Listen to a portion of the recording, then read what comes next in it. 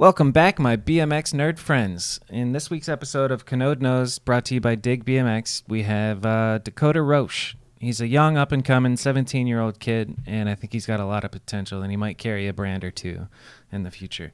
Dakota's a legend, and also just a really good human being. We start the conversation with mental health, and then it carries on into every aspect of his life and his career, and looking back on all the clips he's filmed. And he's got a really good memory, even despite saying that he doesn't have a good memory. And just getting to talk to Dakota was a treat. So I hope you enjoy listening. If you're on YouTube, make sure you smash that like and subscribe. If you're on Anchor, Spotify, or podcasts, just leave a review. I honestly have never left a review, but if you guys could, that'd be dope. Big thanks to Dakota for coming on. Big thanks to Dig for partnering on this podcast. And yeah, that's enough for me. Let's get into it. Hi, Dakota Roche. Hi, Bobby Kanode. How are you, bud? I'm good, man. I can't remember how we first met, but I know you. And we've been in sessions several times.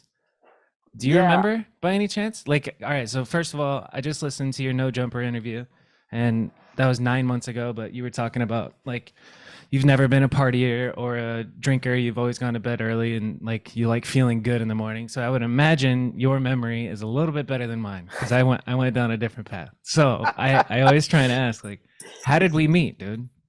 Well, actually, our memories might be about equal because I think I've swan dived into the concrete a few times. I might have lost a few over the years.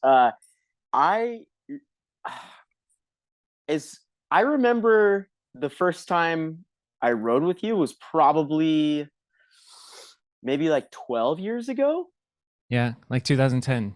Yeah. Right? Yeah, exactly. Like, I want to say, like, because I was going out, to Arizona a lot filming for cult stuff, like, early on. yeah. And I feel like, shoot, we must have met around then, because, like, I had already, like, by the time Talk is Cheap came out and we did the premiere at that, I can't remember the name of that bike shop that was there, but you were at that premiere. They had, like, a jam and everything. And Gordy's, maybe.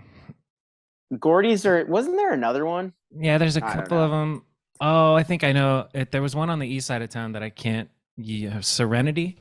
Serenity. That's what it Serenity. That's was. the one. Yeah. Serenity. Yep.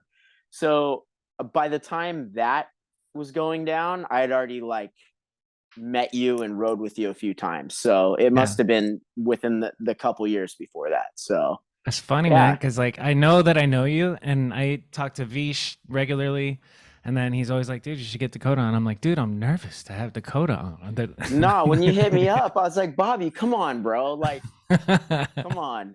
I'm a fan of what you do. I have been for a long time. I mean, you're very good with the camera. You sound very good with your words based on these podcasts and the times we hung out. So I appreciate being involved. I appreciate you. Yeah, back at you, man. Everything, the whole nine. So I yeah, like I said, listen to the No Jumper one, and there's, like, I want to let's talk about this. So what was it like doing No Jumper? Like, is it still in the same OSS shop in LA? Is the brick and mortar store gone, or is it still there? I mean, this is 9 months ago, so I don't know if it's fresh in your head, but what was it like doing a podcast with Adam? Like, now that Oh he's at this yeah. level. It's crazy because, like, I mean, as with you, I think I've known Adam for probably around the same amount of time, maybe a little bit longer than that. So it was like, when I actually sat with him for the podcast, it was like, dude, I've already, like, traveled the world with this dude, and I've already, like, he's been a part of BMX for a long time. So it was like, I felt pretty comfortable, like, sitting Yeah, there and talking. I feel like if I didn't know him and I knew where he's at right now, it'd be intimidating. it'd be super intimidating. Yeah, It's like, he does big things, bro. Like, literally, like, he's transitioned from BMX into a lot of avenues very successfully. So it's like, I don't know. I think that's a very commendable thing, and I agree. I feel like that's a win for BMX. Anytime anybody starts doing things that start as BMX and then turn into bigger things Exactly. outside, it's like, dude, this is rad. Like, I don't know, it's just inspiring. Yeah, So so Adam 22 did that. Nigel's doing that. Who else can you think of that's, like, taking BMX to a little bit outside of our, the core shit? I think of like, like even like Daryl Taco and everything, like going from professional rider, videographer, doing both, and then like now he has like his production company, I believe, and he's Yeah, like with Chad try Osborne too. Yeah. with Chad Osborne, exactly. So Yeah. it's like seeing people do that and like be very successful with it, and it's like, bro, you learned so much from BMX and traveling and working hard at that it's like I feel like we're actually at like an advantage when it comes to doing things outside of BMX because like, bro, we've already like, not to say other things don't take a lot of work, but I don't know, man. Riding's pretty hard, pretty Yeah. hardcore, dude. Yes, Like it really I've is. done other things as well, like doing construction and whatever else. And not to say that's not difficult, but like, dude, like it takes a lot of like, I don't know, patience and persistence and all that stuff that you can apply later on to life and, take it down different avenues. For So, real. I get yeah. like clients will apologize to me after like their third take on, trying to do a talking head video. And I'm like, you have no idea. I've sat in mud for 5 hours waiting for a guy to land his trick. You're fine, man. So anyway, Yeah. I'm curious about like the whole process leading up to the podcast. Like, is it in that brick and mortar store still? What is it?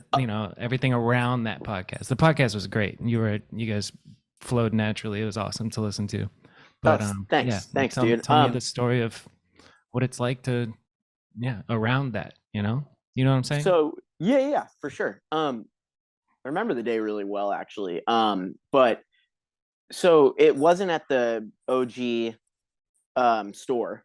It wasn't there. I don't believe they have that anymore. Maybe Okay. during COVID they might have transitioned out of that, but Adam has like a big space now it's in like kind of like Burbank area, I believe.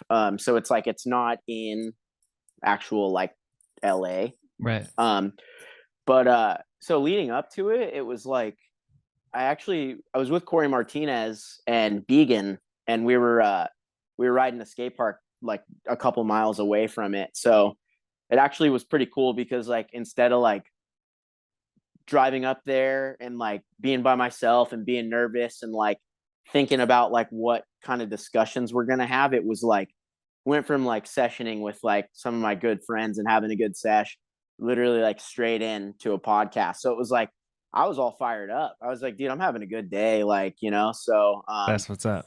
yeah. And it was What does just, his operation look like? Does he have, people behind the scenes running the cameras, and how many? Is it what does it look like? I remember talking to Tony Maloof about this a little bit, and I was always so curious because like I've what's the word, produced podcasts for other people for like work, and there's a lot of stuff that goes on behind the scenes that you need a team of, I don't know, 2 3 people, 4 people at his level. What was it like? How many people were in the room while you guys were doing that episode? dude, I feel like there was like closer to 10 people involved, like Yeah. f- like a solid 8, I would say. So yeah, we're at the table talking, and then there's another table across the room. They're all tapped into whatever cameras and microphones and all this Hmm. stuff, work and everything.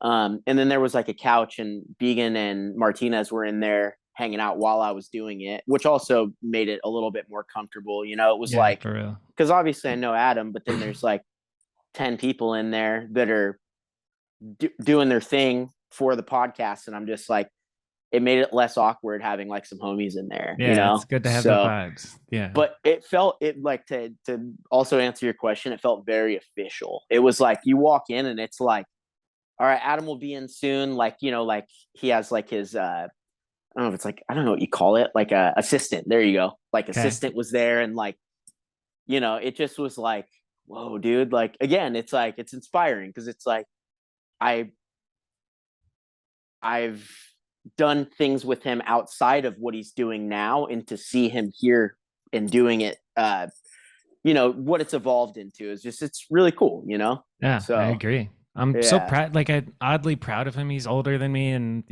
but I'm like seeing, because I went out there in 2010 and interned with the Come Up, and he taught me how to make a blog post on WordPress. But like just to see where he's come from that till now is unbelievable the amount you can accomplish in a decade. And I mean, you too, you know, you've accomplished quite a bit in the last decade. I try, man. I try really hard. So thank you. I know it's like not cool to be a try hard, but like I don't know, I feel like when it comes to like film and video parts and like I don't know, just being a professional bike rider, it's dude, you got to try hard to keep it, to maintain it, you know? So it's 100%. like, you know, you see people that kind of start like tapping out because they see how much work it takes, and it's Yeah, like, hey, I don't blame you, dude, but like, you know, I still want to do it, so I'm gonna keep tapping in. which I love. And you Yeah, thank mentioned, you. so in that podcast, you talk about cognitive behavioral therapy, which I would say, like, what you just said, I know try hard is like whatever you just said. You said cringe or something like that, but I disagree. Try hard should be cool, and it should be like, you know, put up on a pedestal. Like, oh, this man's putting his best effort. There's like a clip I keep mentioning. Um, ASAP Rocky, I think, is the one who said it. He's like, how you gonna hate on somebody for trying? You know? Like, Love that. why hate on somebody for just trying to do something, you know? That's the advice I try and give people, is just like do shit, you know? And if it For works, it sure, works, and if it doesn't, it doesn't. But dude. 100%. I'm curious about this cognitive behavioral therapy that you're talking about. Like how long have you been doing that? So I don't want to be repetitive. Like in the podcast, you talk about, it's just like acknowledging, like, for example, at the top of a rail, all the negative thoughts of like, okay, this could go wrong, this could go wrong. Acknowledging those thoughts, but not giving them too much credit. But what does that look like when you're in the therapist's office? Like, how do you work through shit like that? Yeah, no, I don't think it's repetitive at all. I mean, I actually like talking about this stuff quite a bit. I think part of my like goals and duty these days is I'd like to be like more of an advocate for those types of things, because it's like I think back on times, granted I still struggle like off and on with things, but like I think back on times where I had no idea what was going on in my brain, and it was like it's so scary, you know what I mean? Because you're Yeah. like, why am I having these thoughts? Why am I feeling this way? What can I do to stop these? Because it's like your first, I would say your first instinct is to like, oh, don't think about that. Don't think. The more you do that, the more those thoughts come back. It's like you you're essentially giving it power when you say that, because you're like, I'm scared of you, don't come at me. But if you kind of flip the script and you're like, all right, like, what's up? Like, you know, it's like almost like I'm accepting that I'm scared of you right now, but I would like to move towards my values. And that means pushing through whatever this fear is. Because Interesting. Yeah. for, you know, like I know I talk about it in regards to BMX, but I've had to do it for plenty of other things in my life, you know, other things that I've struggled with over the years. But like, you know, as it relates to BMX, it's like almost like this, like, it's another side of it is like this acceptance and commitment therapy aspect of it. It's called ACT. And it's like basically like, it's like you're accepting the feelings that you're having. You're not trying to push them away. You're allowing them to be there, but you're still proceeding because you value this thing and you're accepting the risks and the dangers of it. And again, it's not easy, dude. Like like over the weekend, I was actually like, I don't know, it was like kind of spiking a little bit because I was trying some scary stuff. And it's like, it's, you know, there's a level of like, I guess these like visualizations or thoughts that you have, like of what can go wrong. Mm-hmm. Mine is like ramped up heavy. Like I think it's way beyond like a neurotypical brain. Like I envision like such catastrophic things happening, almost sometimes to the point where it's like it makes me laugh. I'm like, yo, that's like that whatever movie I'm playing in my head is Some crazy, Final dude. Destination shit on like a bail, you know? Yes, exactly. So without learning what I essentially felt like I had to learn, I don't know if I could have kept going on. I don't know if I could have kept going on with riding. Like, Yeah, because it's like, dude, I'm like, okay, like it's easier to walk away from something you're scared of than it is to address it. But like, I care about this so much that like, I need to do whatever it takes to keep doing it, you which is know? dope. Yeah. Oh, thank you. Yeah, So yeah. So All right. Anyways. So first of all, will you give me an example outside of BMX how the cognitive behavior, the behave CBT has Hmm. helped? Is it? Can you give me an example? Yeah, for sure. So like, it depends on how deep you want to get, man. Cause like we can get like in it and it would probably, I'm down to, because I feel like it could be helpful for things that people are scared to talk about, like normalizing some normal bad thoughts or whatever. But it's like, um, I guess something outside of BMX for me would be like, I'm trying to think of a good one that will allow me to explain it the best. So like, I also,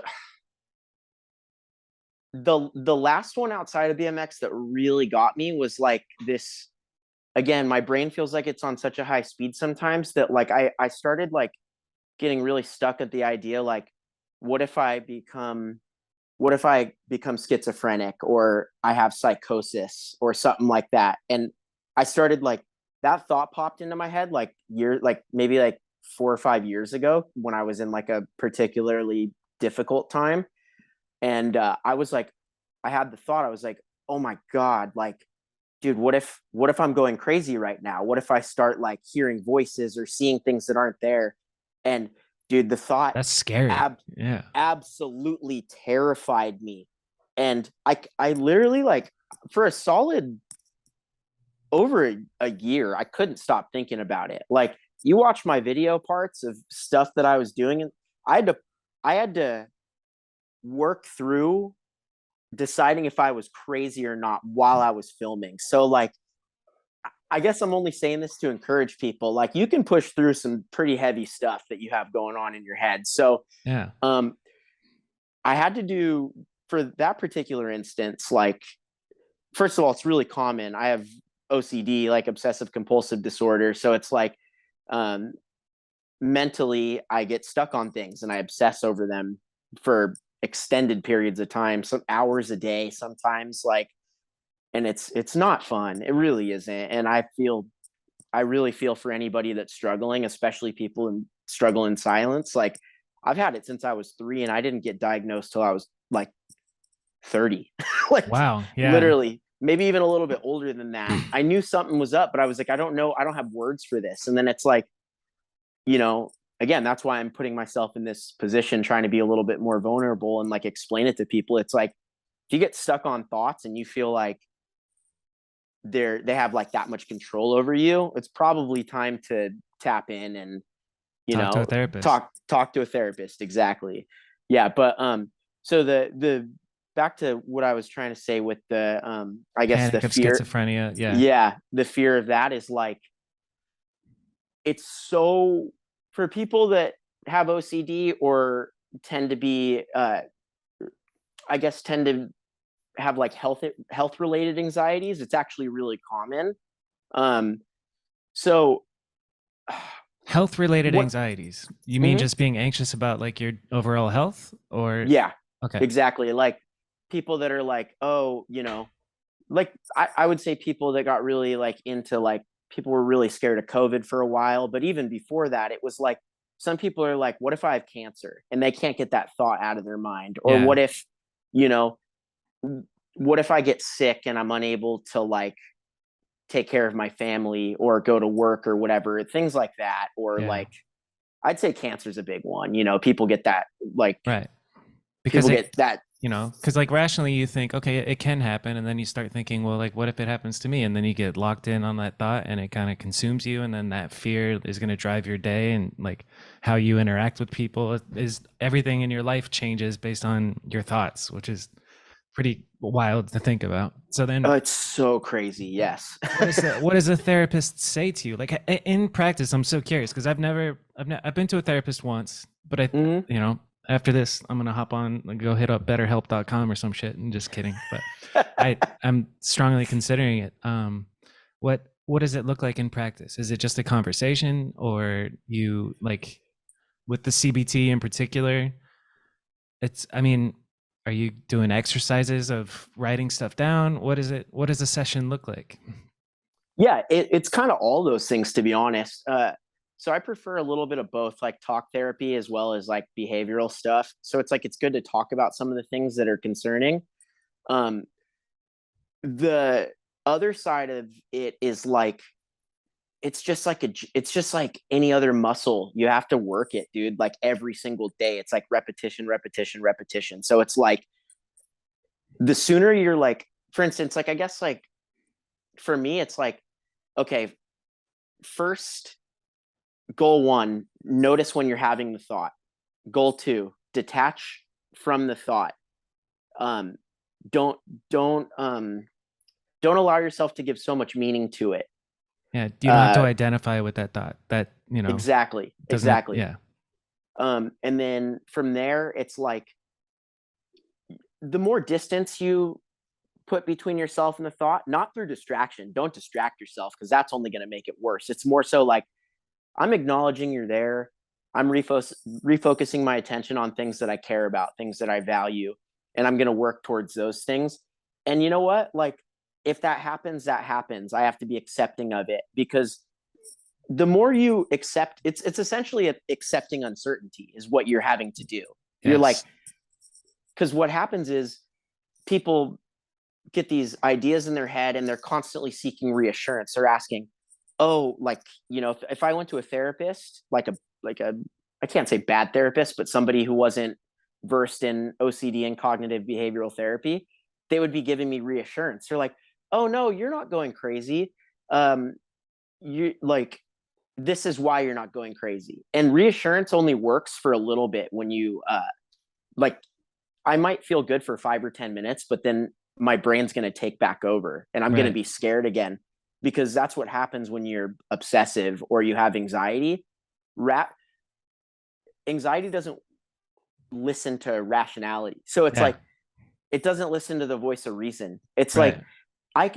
I I could know damn well that that isn't the case for me. I mean, I consider myself a pretty functioning human being who has things that they care about and work towards and has essentially my dream job currently. It's like, so I would say, yeah, chances are it's probably not the case, but that logic doesn't mean anything to the intrusive thoughts, the bad thoughts. So it's Yeah, like, um, so yeah, it's essentially like noticing you're having the thought and detaching from it. But also another thing that I've had to do for that situation in particular is I had to do exposure and response prevention, which is ERP. So essentially you're exposing yourself to the things that you're scared of. So oh my shit, my yeah, ERP for this situation was I was actually having to watch like videos of people with schizophrenia and psychosis and learn how to watch it and not react, like notice what my body's doing. If I'm tightening up, I need to drop my shoulders. I need to watch it and just take deep breaths. And I guess that further detaches you from the feelings. It's like, okay, like I'm exposing myself to this thing that I'm scared of. I'm not seeking reassurance. I'm not asking whether or not this is going to happen to me or not. I'm allowing myself to be right now. And sick, eventually it just wasn't as scary. You know what I mean? nice. Like there's no way in hell a couple years ago I could have talked about it like this. You know what I'm saying? Like Yeah, I don't think I would have had the confidence and capability to do it. So it's like the proof's in the pudding, dude. It works. And I I started realizing like fears like that all root from an early age. I had health anxiety since I was 3 years old. And I remember these things that I'd be terrified of when I was a child. And I never learned how to cope with them in a helpful way early on in life. I didn't learn till later in life. So now it's like I'm having to revisit things from the past and almost like rework them and yeah. be more accepting. So again, I don't wish this on anybody, dude. I really don't. But keep in mind, I guess I would like to be an example of like somebody who's struggled severely over the years with things. And not to say that I'm not going to continue to struggle, but you can still find meaning in your life and live a life worth Right, living. So 100%. And it's yeah, almost that's like I tell me, correct me if I'm wrong, but like having that anxiety from age 3, and I know you started skating when you were 3, right? You Hmm. skated, and then from 9 to 12, from ages 9 to 12, you were like dabbling between the two, but like using those as an outlet, like well, the thing that comes to mind is like when you say OCD or like escaping or like just the anxiety, just trying a nose mail over and over again in Lotek Vancouver. Like that's just the example that comes to my mind. But like get like the nose mail is almost therapeutic to me because it's something that you just like you're just in the zone. You're going in circles and trying it and trying it and trying it. And using BMX as like your outlet. Is that do you think that that had an effect on like the way you treated riding? Like your OCD or you know, So health yeah, anxiety? okay. So let me see. I'm going to answer it in a few different ways. Okay. So absolutely, if you are struggling with something mentally, find something you value and do it. Like you literally like we all need, and especially like something physical like riding a bike or skateboarding, surfing, mountain bikes, whatever it is, because that's going to be more helpful than almost anything, I would say. So like that, having something that I cared about from such an early age really helped me through some of the hardest times, because I'm It like gives you something to like, stick through. work Yeah. towards, and Yes. something positive of something that you value to really refocus your attention on. It's like there's this scary thing right here, but I just turn my head this way and I refocus my attention on something that is so meaningful to me and I care about so much. So I think a lot of people that really end up, I guess, struggling long term, um, don't have they don't have things like that in their life that they really truly care about and that require a lot of work to continue doing. So it's like for me, yeah, BMX and skateboarding growing up was like a huge Yeah. savior for me. I've heard So, that. Oh, sorry to interrupt. Go ahead. oh no, it's No. okay. It's okay. So I've heard that when people are talking about, addiction or mental health, like sometimes it's not the actual substance, it's just the lack of like something positive that your environment or like what you're talking about, having something that you care about that you can push for it. Like you have to change your life and then the other shit, kind of fades away. Like if, heroin is your only like escape from these bad feelings or feeling like shit, then it might not necessarily like what you're saying is the solution. Make your life better and find something you care about and pursue it, which is 100%. interesting shit. 100%. It is so valuable to find purposes in life. That is everything. That is literally everything. The older I get, the more I realize that. Yeah. So it's like, yeah, dude, because there's a lot of stuff that sucks in life, dude. There's a lot of horrible things, whether it's, stuff with your family, maybe people getting sick, people passing away. Uh, there's so many things that suck. You got to Yeah. find things that you really care about and refocus your attention on those things. And Yeah. I'm trying to frame it. I'm not trying to say like, oh, just be positive all the time. That doesn't work, dude. It's No, like life isn't always positive, but you can always refocus your attention on the things that you care about. I agree. You can do that till the day you die. Yeah. So I think, but also to answer your question, I think, yeah, I tend to be, since I am obsessive by nature, I think that also sometimes to my demise, to be honest. Sometimes I'm like, all right, I'm gonna keep trying this until I literally like need to be like carted out of here or Yeah. I land it. And it's like, dude, sometimes it's not healthy, but it's kind of how I'm wired, and there is positives to it. So that is one of them. It's like, yeah, sometimes I push a little too hard, but sometimes it works out in my favor. And Yeah. I'm a little beat up, but I roll away from something that took me hours to get, and I'm really happy now. I feel fulfilled. That So feeling, yeah, the that feeling feeling, of landing it after trying it for however many hours and getting hurt and still pushing through is the best. 100%. And I think like, unfortunately, it's like you look at even like musicians and maybe even some actors or filmmakers or whatever, and it's like, dude, they talk pretty openly about like their struggles with mental health or whatever. You almost sometimes can't have, well, you can't have the good without the bad, you know what I'm Right. saying? So it's like sometimes those, the things that they're dealing with in their head helps them create the most beautiful things, you know? Facts. So I think, I don't know, that's the way I like to look at it, at least. Yeah. You It's know? no, it's the yin and the yang, man. Like Yeah. what you're saying about life. Like I was just talking to my girlfriend yesterday. Like there's so much gnarly shit that has happened in her life, our lives. There's so much bad shit out there, but it's balanced out by the beauty of, art or the beauty of a passionate, video part, which is, I mean, 100%. it's and yeah, you don't get Dakota Roche without a little bit of social or not social anxiety, but OCD, and Yeah, I guess so, man. I'm trying to be more accepting of my downsides and things I struggle with, because I don't know if I wouldn't be who I am without them. Yeah, Let's put it that way. exactly. So And you're a hell of a role model for people. thanks, Um, dude. all right, so I brought up the nose mail in Lotek Vancouver, and if anybody's my age, or I mean, Lotek Vancouver is so iconic. I think everybody knows, but dude, like I'm in high school, maybe junior year, senior year, in the computer lab, going on video.google.com and watching Lotek Vancouver over and over and over and over again. And I've like, it's just so cool to talk to you because that nose manual sticks in my head. Can you tell me just a quick brief story about that day doing that nose mail? Like I think Ian Schwartz was there or talking about it. And yeah, Yeah. that leads me to ask, like, what's it like hanging out on a trip with Ian?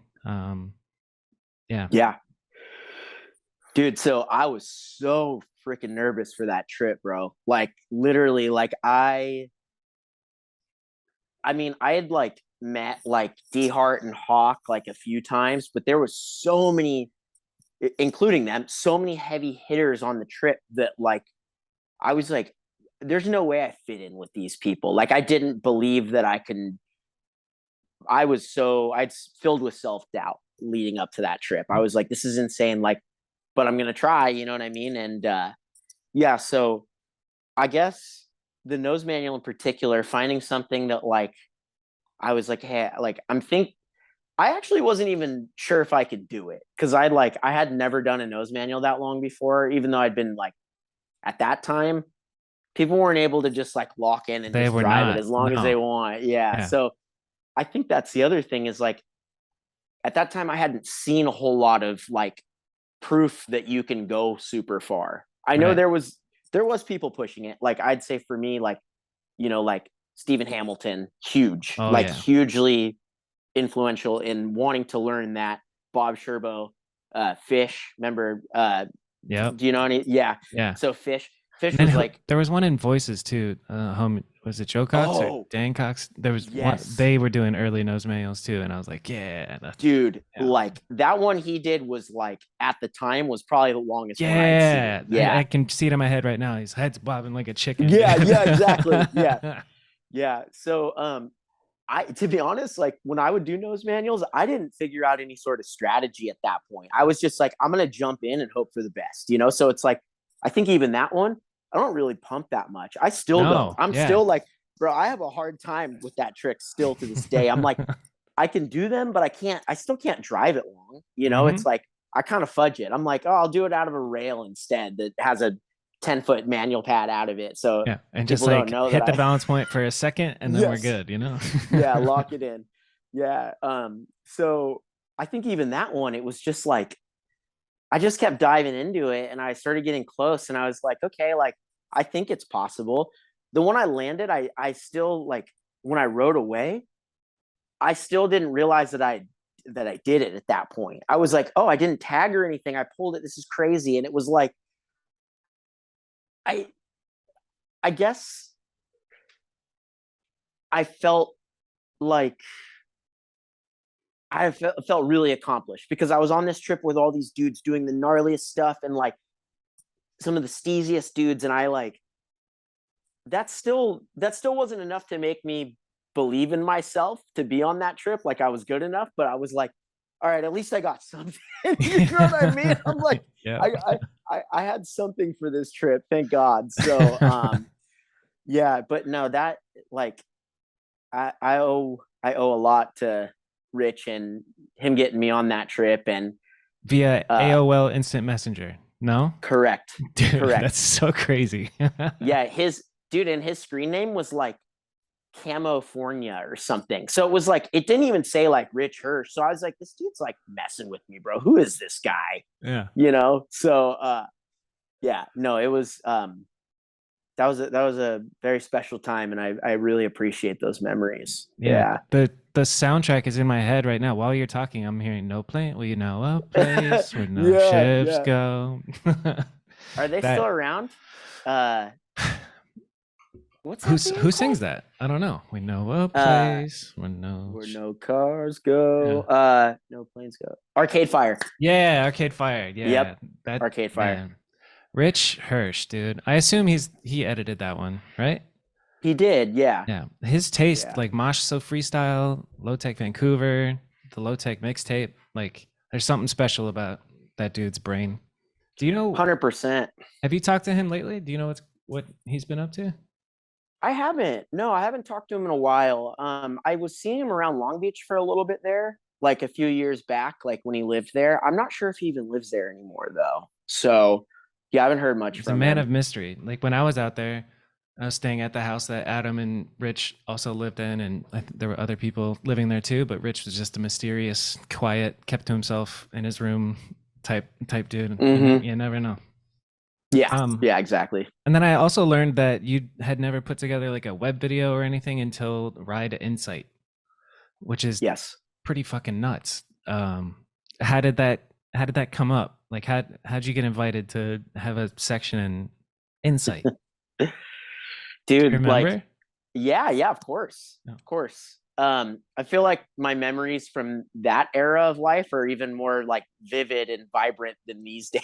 So it's like I could talk about 2007 to 2012 like it was yesterday. But yeah, so I was riding a lot with like Kurt Rasmussen, and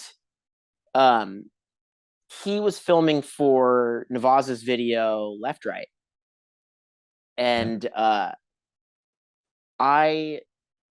when I moved back to California, after I was living in Washington for about a year and a half, I started just going out while they were filming and riding and stuff, and started filming with Navaz like during that time, and maybe even a little bit before that. I think I might have, before I even moved back to California, I was filming with him when I would like visit, or I think he came up to the Northwest one time and he was with like Dean Dickinson and Kurt and stuff.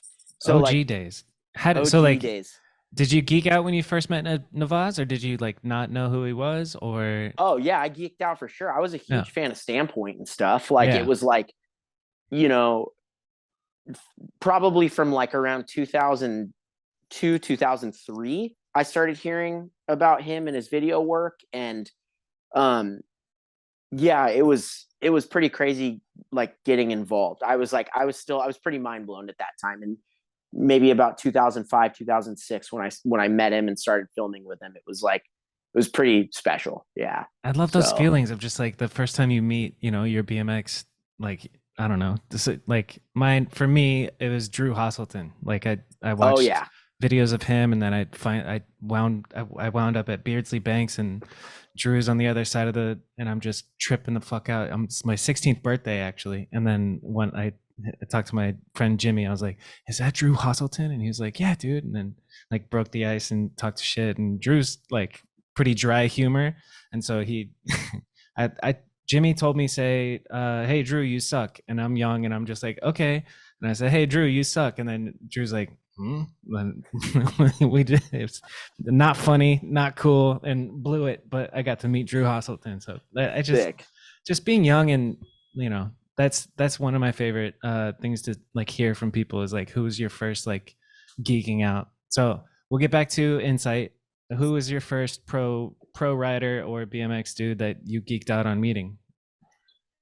Do you Dude, have one of those memories? oh yeah, I have plenty.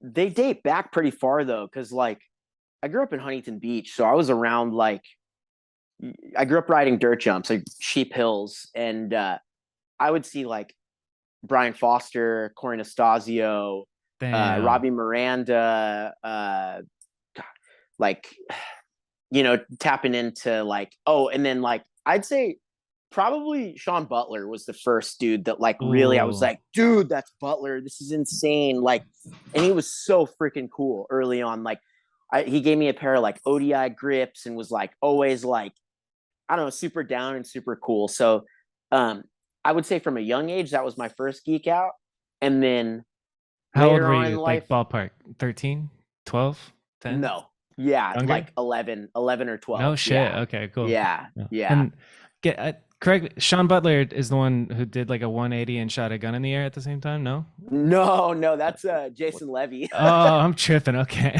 Yeah, Sean Butler was he rode for S&M back in the day. Dirt jumper. He had like really good 360 tables. Trying to think how else he had like a part in like S&M 4, and always he rode in like X Games Dirt, and just OG Huntington Big dude that name. was super sick. Yeah. Yeah. He was in, dude, he's in I'm Dave like Mira. I know, yeah, I know. It's like I feel like an idiot right now for not knowing, who he is. But all right, yeah, okay, I got Yeah, you. he's sick. I see He's him. sick. Yes. So Anyway, that was my first like I would say BMXer that I saw that was like, whoa, dude, like I can't believe that's Sean Butler. And even though he lived in Huntington and I lived there too, that was like, I don't know, I was pretty blown away. But then I would say in the next chapter of my riding where I was like, I started like meeting more people and stuff. Like at this point I knew like, Robbie Morales and stuff. Maybe when I was like, I think this was probably about when I was like 14 or 15, met Mike Aiken. And I was like, oh yeah, dude, I just couldn't believe it, man. I still like, even when I say his name, that dude, like, it's just, he is so special. And what he's done for BMX is like, he changed everything in my mind. You know what I mean? It was yep. just like applying like so much more style and so much more flavor to something. It's just like, it's like memories that I can't erase, and like an impact that I can never deny its What importance was the to first time me. you saw him in person, or where? It was I believe it was at Epic BMX shop, and it was at the um, Fit Barcelona video premiere that they had at the bike shop. Um, Sick. yeah, so it was just like that was crazy. That's when like a bunch of random people would show up to these like video premieres. Like I think like gosh, like who else was there? I don't know. Anyways, Well, that's a separate you did story. grow up in like the heart of BMX freestyle almost, like Yeah, yeah, yeah, you've been there.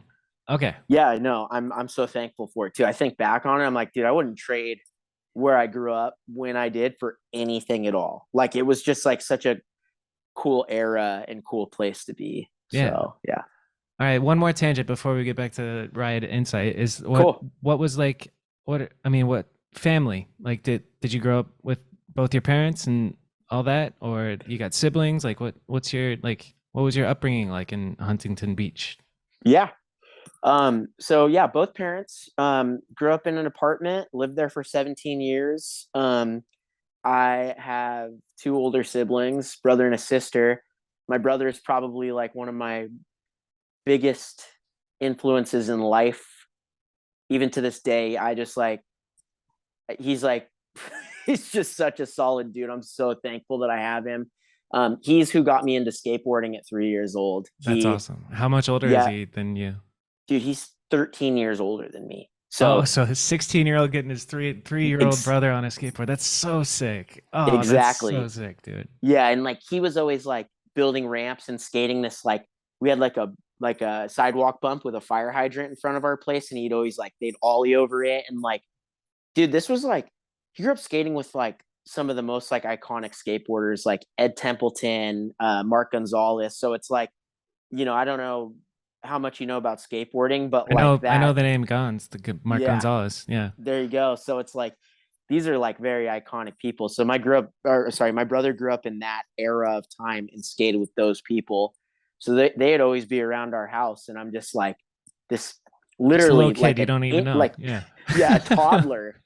Yeah, and I think back on it, I'm like, wow, that's so cool that I got to be around that, even though there's no way I could ever remember. But yeah, so yeah, so he really helped pave the way for me, like with skateboarding and then turning it into BMX. And yeah, so Did he do um the partying and the waking up early, like not partying, not drinking, not doing drugs, and waking up early and feeling good? Did he have an influence on that for you? Because I know that's your. I don't know if I've said this already. I feel like I'm yeah, mixing. I just listened to the other podcast. So did I already say no, that you don't party and you waking up early yeah, and yeah, you feeling did good? bring Okay, that, you cool. brought it up. Yeah, yeah, but Yeah. no, we could talk about it. So yeah, 100%. Like he he had a he had like a drive that I was really attracted to. It was like, you know, he hustled, he worked, he skated. He was like kind of, even to this day, like he's like so like not that he can't sit still. He likes doing things though, and he really appreciates like life and he still skateboards, he hunts, he bow hunts. He's like, so him and I like relate a lot on that aspect these days too, because it's like we talk about the similarities, because it's like, dude, he's like going out and like spot searching like essentially like when he's Yeah. out bow hunting, setting up trail cameras, like um and then like also he's finding me spots. He's like, dude, I saw this thing, and like sending me photos. So it's like it's such a cool like relationship. But yeah, to answer your question, it's he's kind of always had that drive. So it's like he wasn't ever like really a partier, or he didn't let anything like that really interfere with the things that he cared about and loved. So I think like That's a growing dope up with example, that, dude. That's so sick to yeah, have. Yeah. yeah. So it's like I'm so thankful to have that. And same thing, like my parents, like very like, you know, straight laced, supportive people. So it was like I also didn't want to really let them down, because it was like having parents that supported me with BMX even from an early age, and like being allowing me to do that as long as I was like, yeah, if you're not fucking up in school, or you're not like, Right. doing dumb things, you can keep doing this as much as you want. We don't care. Like very That's great. supportive. So it was cool. So it was like I was like, oh yeah, all I have to do is like pass my classes, and I could keep doing this, and like this is awesome, What so was it yeah. like being able to say like, "Hey, mom and dad, I got sponsored"? Like, what was your first sponsor?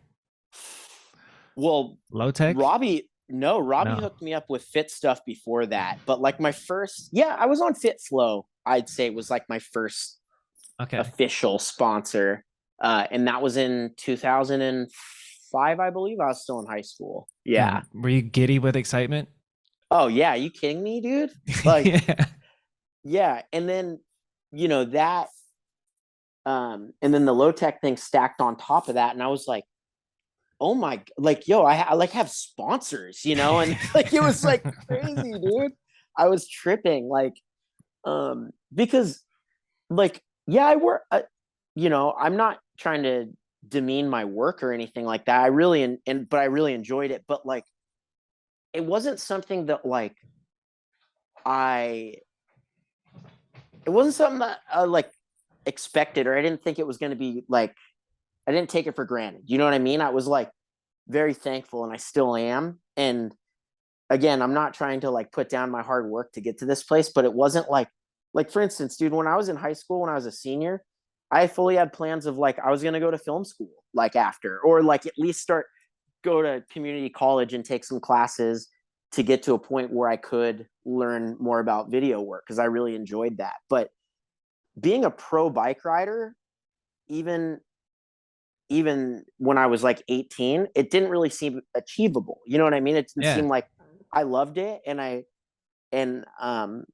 was thankful people saw something in me, but I didn't really see it turning into this. No way, dude. No way. Yeah. So That's so yeah, amazing.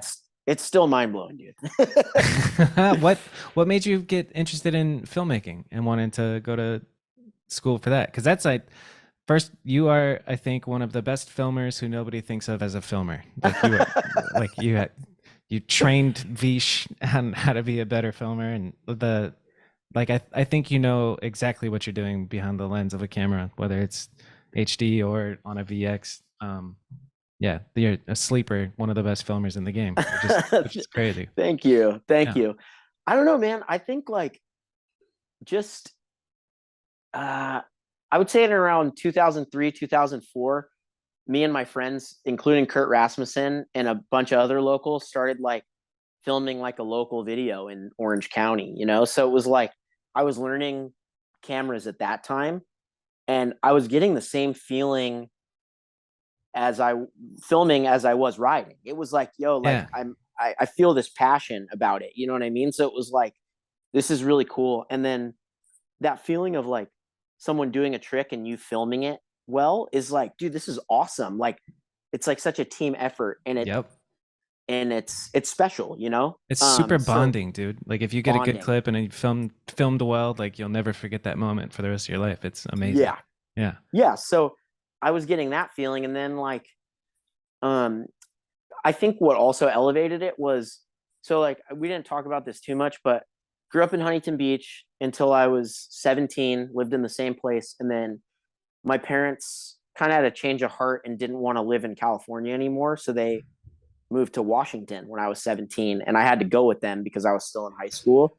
When I went up there, I was like, dude, I don't really want to like I'm a junior, yeah, I was a junior at the time, and I was like, I don't really want to like go to school and like make new friends and everything. I'm like, I love California, so I'm just gonna go up there and graduate and get back down there as quick as I can. You know what I mean? So Yeah. I ended up going up there and going to like an alternative school, um, and it was pretty cool because it was for people that I guess I wasn't one of them, but like people that really didn't like paying attention in school. Like I actually didn't mind school, but I Right. didn't want to go through this whole thing in another state that I didn't care about. Uh, so my parents allowed me to apply for some alternative school, and yeah, I got in, and basically they allow you to do things you're passionate about. So one of my classes was like it was like an elective, but you get to almost like work with the teacher to figure out what that meant. So for me, it was like, I want to get better at like filming and editing and stuff like that, you know? So they're like, okay, cool. Well, we don't have any teachers that can teach you those things, but like, you're welcome to use our computers and our editing software and kind of figure it out kind of thing. So Sick. essentially, yeah, my parents bought me my first 3-chip camera. It was like $500. It was like a little Panasonic. And then Okay. I got the off Kurt Rasmussen. Actually, I bought the baby death lens, Nice. and so I had this little Panasonic with the baby death, and with the people that I met up in Washington and that I was riding with, I started filming them, and they were filming me. So then, again, taking what I had learned from living in California and filming with my friends around there, I was doing that up in Washington, and then my like project was to film and edit a little video that I could show the school, you know? Man, why is that alternative school? That should just be school. That's A fucking hundred percent. awesome. Yeah. That's what I agree so much. It's like, I've heard people say this before. It's like, dude, your kid probably doesn't have like clinical ADD. They're probably Right. just not, they probably just don't feel like learning about something that doesn't really apply to their life, you know? Yep. So it's like, if you Exactly. provide more opportunities for like trades and things that people care about, they're probably going to pay way more attention, you know? So 100%. yeah, that was an incredible opportunity. I'm curious about what software you were editing on back then. It was so it was Final Cut Express, I believe. Nice. Yeah. Sick. So it was Yeah. like actually like pretty good software, Yeah, you that's know? great. so yeah, I basically learned that myself, like by myself, had to teach myself that. Had to log the tapes, mini DV tapes, and then label the clips and put them in. Yeah, put them in a project and Yeah. put it together. Slap a song on, and then she's good Yep. to go. Yep. Are any of these old videos online? Like the scene video you were talking about from with like Kurt and all Yeah. that. So What are they I don't called? know. Okay, so I don't know if the entire video, I don't know if its entirety is online, but on Vimeo, my part is on there. I believe Kurt Rasmussen's part's on there, and Vish also has a half part in there. And I believe he's the one that uploaded it. So, Nice. but it's called MCC Gopher Broke. Dope. So I don't know. You guys could try and tap in and figure out if it's still floating around there. But so yeah, that was the start for me for sure for video stuff. Yeah. And then, I mean, that's just like, it goes hand in hand with what you've been doing for the past 25, 37, 49 years of being a professional. You're amazing. Yeah. Thank you. Thank you. All right. So wrangle the conversation back to meeting. You met Navaz, then you're hanging out with him and filming. And then was there like because like BMX is so informal, but at this Ride BMX Insight was like a project that was, for Ride BMX and done by Navaz, one of the goats, or if not the goat of filming in BMX. Like, was it like you got a clip with him and then he's like, oh, you know what, you should have a section, or how did it start? Yeah. So I think I like was gonna start trailing into that, but I kind of like lost my train of thought. But basically, when I was hanging out with him and Kurt Rasmussen when they were working on Left Right, I started getting clips with him for that video. And I think when he ended up getting the job at Ride BMX at the time, it was in they gave him the opportunity. Navaz was working for Ride BMX. Yes. Okay. Yes.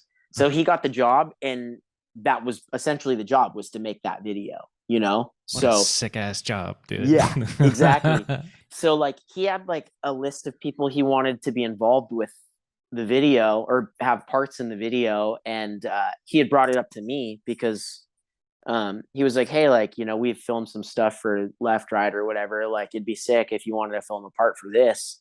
And I was like, dude, yes. Are you kidding me? And I was like hungry at that time. I was like, dude, I'm down for this. Like I had like tricks that I wanted to do, spots I wanted to hit. Like I was like, I'm ready for it, dude. Like so amped. And I think it was kind of a little bit hard for him to convince the people at Ride at the time to let me have a part this young little kid named Dakota.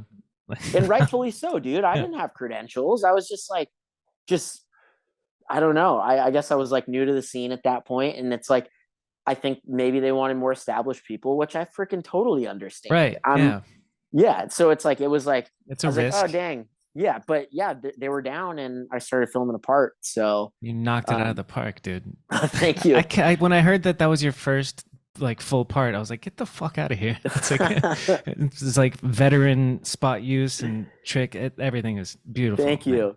Well, that's the thing. It's like I was so obsessed with like videos and video parts growing up that like that was the framework for me. It was like I saw what it took from an early age to put out something that was good or something that someone could look at and be proud of. Like, like watching, like, I'd say one of the turning points for me was like, Can I Eat? This like animal video, all street, like so much flavor and power, and it was filmed well, it was edited well, the writing was great. It was like I got so much inspiration from that, and I saw what it allowed me to see what it took to have that, and then I started applying that as soon as I could. Can I Eat specifically?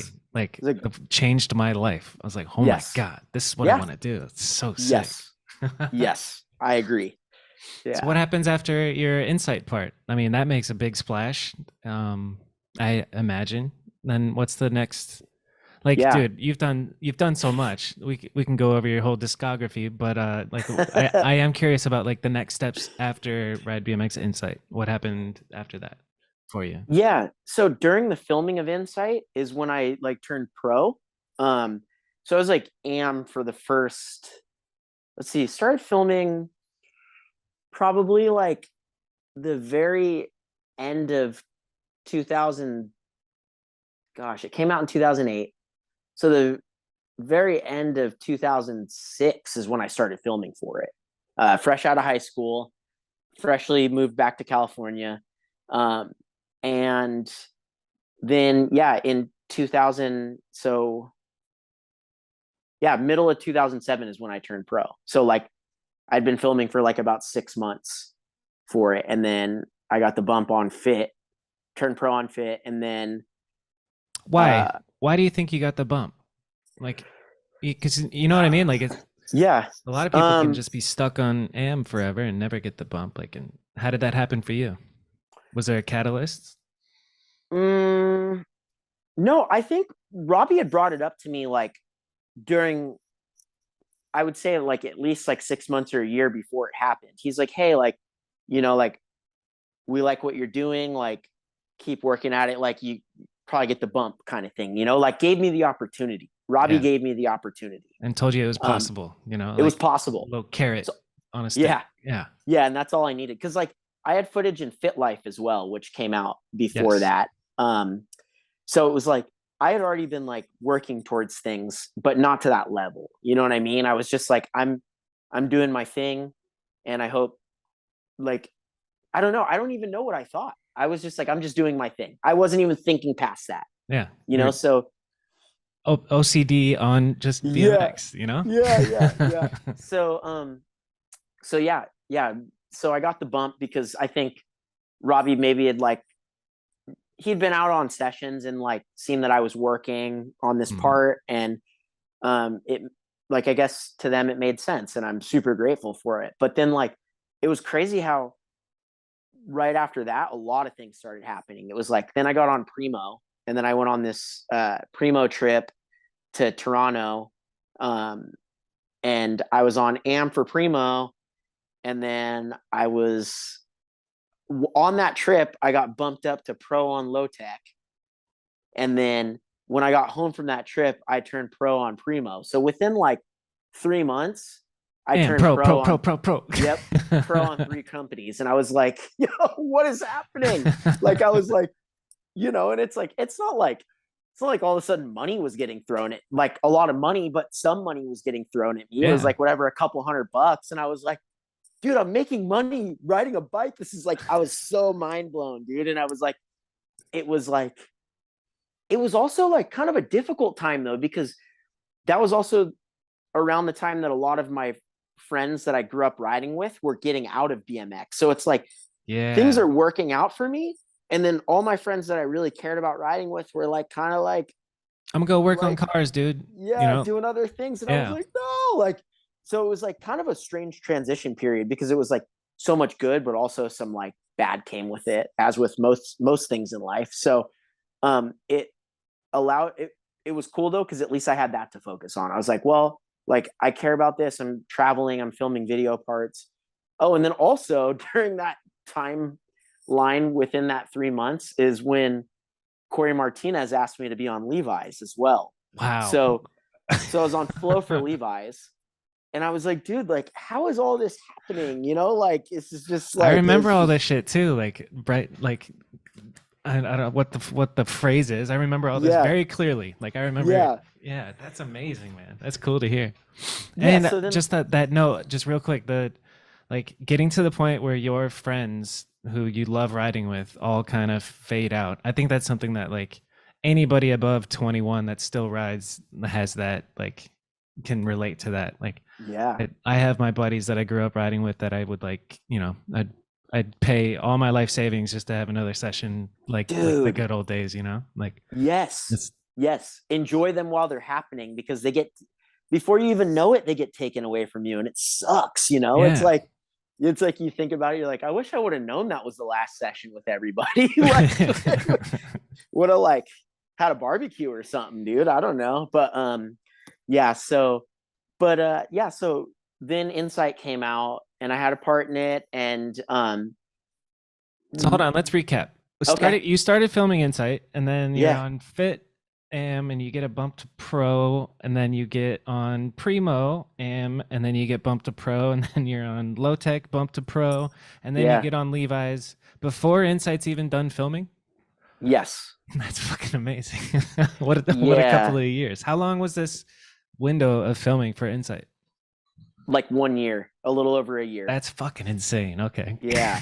Carry on. Yeah. Okay. So it's like life was like really changing drastically during the filming of it, Yeah. you know? So um it was just crazy, dude. It was such a crazy time. But then following that, it was like that's when traveling really started happening for me. It was like, oh, you're going to Brighton, England. Oh, you're going to I Brighton went to ain't ready too, man. yeah, God, Brian ain't dude. ready. Yeah. Uh Germany, like literally like I was like, dude, like it feels like stuff happened in it I guess it did happen in a short amount of time, but it was like I was like, how it's just like a whirlwind, that first Yeah. year or two was such a whirlwind.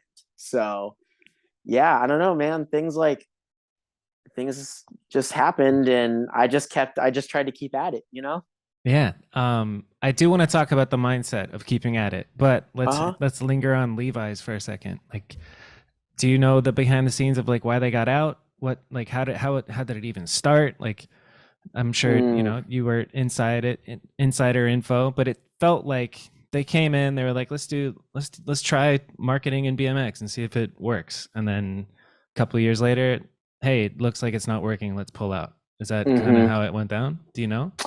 Yeah, exactly. So it's like I feel like corporate companies tend to do that, like bigger Yeah. companies, where it's like they dabble in something and think about all the companies that have come and gone over the years. Like you see like somebody has like a beef jerky sticker on their bike or whatever for Right. 2 years and then you never hear about it again. It's like I Ballpark think, Franks. Are they oh still yeah, going? that too. That Yeah. too. That too. I don't know if they sponsor anybody anymore. Is Spinner still on? I don't know, but he was who I No. was thinking about because he had that Yeah. backyard and all that. Anyway, go on. Yeah. Yeah. So I think unfortunately that was one of them, even though the program was so sick. And I think it did do a lot of good. I mean, I saw like kids at the skate park wearing like the big Levi's shirt because it's Yeah, like because it was sick, dude. they can get that shirt though too. It was like they can go to Mervin's or the mall and they can get the Levi's red tab shirt that all of us were wearing. And yeah, so my understanding is like it was, they had like Corey, Anthony Napolitan, Jamie Bestwick, and I want to say, I'm sorry if I'm forgetting. There's one other Was Nathan person on that it? was, yes, Oh, but like these were like the early. yeah. Oh, dude, There was started with four. Kevin, No, Hang Five guy. What's I don't. I'm trying to remember too because this is like I was 17 or 18 years old when this team was going. yeah, there was Fuck, one other Kyle. dude. Is there Kyle Walker? Oh, so no, so Brett Walker. Brett Yeah, Walker. Okay. he's sick. I'm sorry, Brett That Walker, for fucking your name up yeah, right now. no, he's super sick. Yeah. No, there was four riders for the first like year or two that rode for Levi's, and then those four got to pick two flow dudes. So Okay. Yeah, I remember. Cor yeah, so Corey picked me and Nathan. So um that's kind of how that all happened, that like trio, so to speak. My Pretty damn good some of trio. my some of my best friends in the world still. I freaking love those dudes. Yeah. Uh Rode with them this weekend actually. Hell yeah. Good people. But yeah, so I think that was cool because it was like that model was really it was impressive that a corporate company allowed that to happen. It was like, hey, you guys pick two dudes you think should be on the team. And then it went on for like 3 more years. I think I was on for 4 years total, 3 or 4 years total, but like um yeah, it was cool. It was a good time. Yeah, I Yeah. don't know what else to say about That's it. pretty cool. Yeah. uh, Had you met like I'm wondering how you met Nathan Williams. What was your first time interacting with him? I met Nathan Williams like while I was filming for Insight. Like he came out Corey had brought him up to Navaz and was like, "Hey, dude, this dude's like super sick. Like, you should probably like see if he can get involved in the video in some way. You know, like maybe like have some clips in the friend section or whatever." So Nathan ended up flying out and staying with Navaz, who lived with Fat Tony at the time, Oh, I Fat believe. Tony. Good old Fat Yeah, Tony. Yeah. Fat Tony. So Nathan was staying there and was like going out riding and filming with us. And then like I think he also like went and like shot photos with Fat Tony for like Ride BMX, like for their online content. Before online content was even really a thing. Yeah. Yeah, so I met him uh yeah, in around early 2007. Yeah. Dope. And then after that, him and I went on the Primo trip together with Corey, which was in like June of 2007. So it went from like meeting him to like traveling with him and then like doing a bunch of trips with him in a really short amount of time. Yeah. I'm trying to remember like the logo of Primo back in that era, and I can't.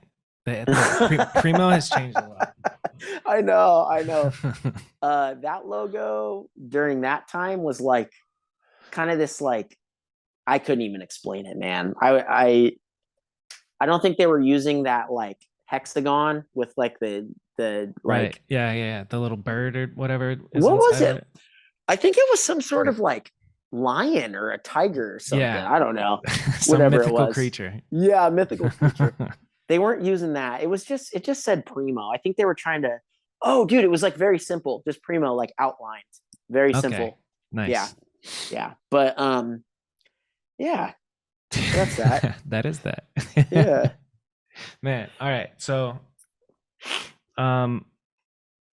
after Insight, what was your next part? Did you answer that?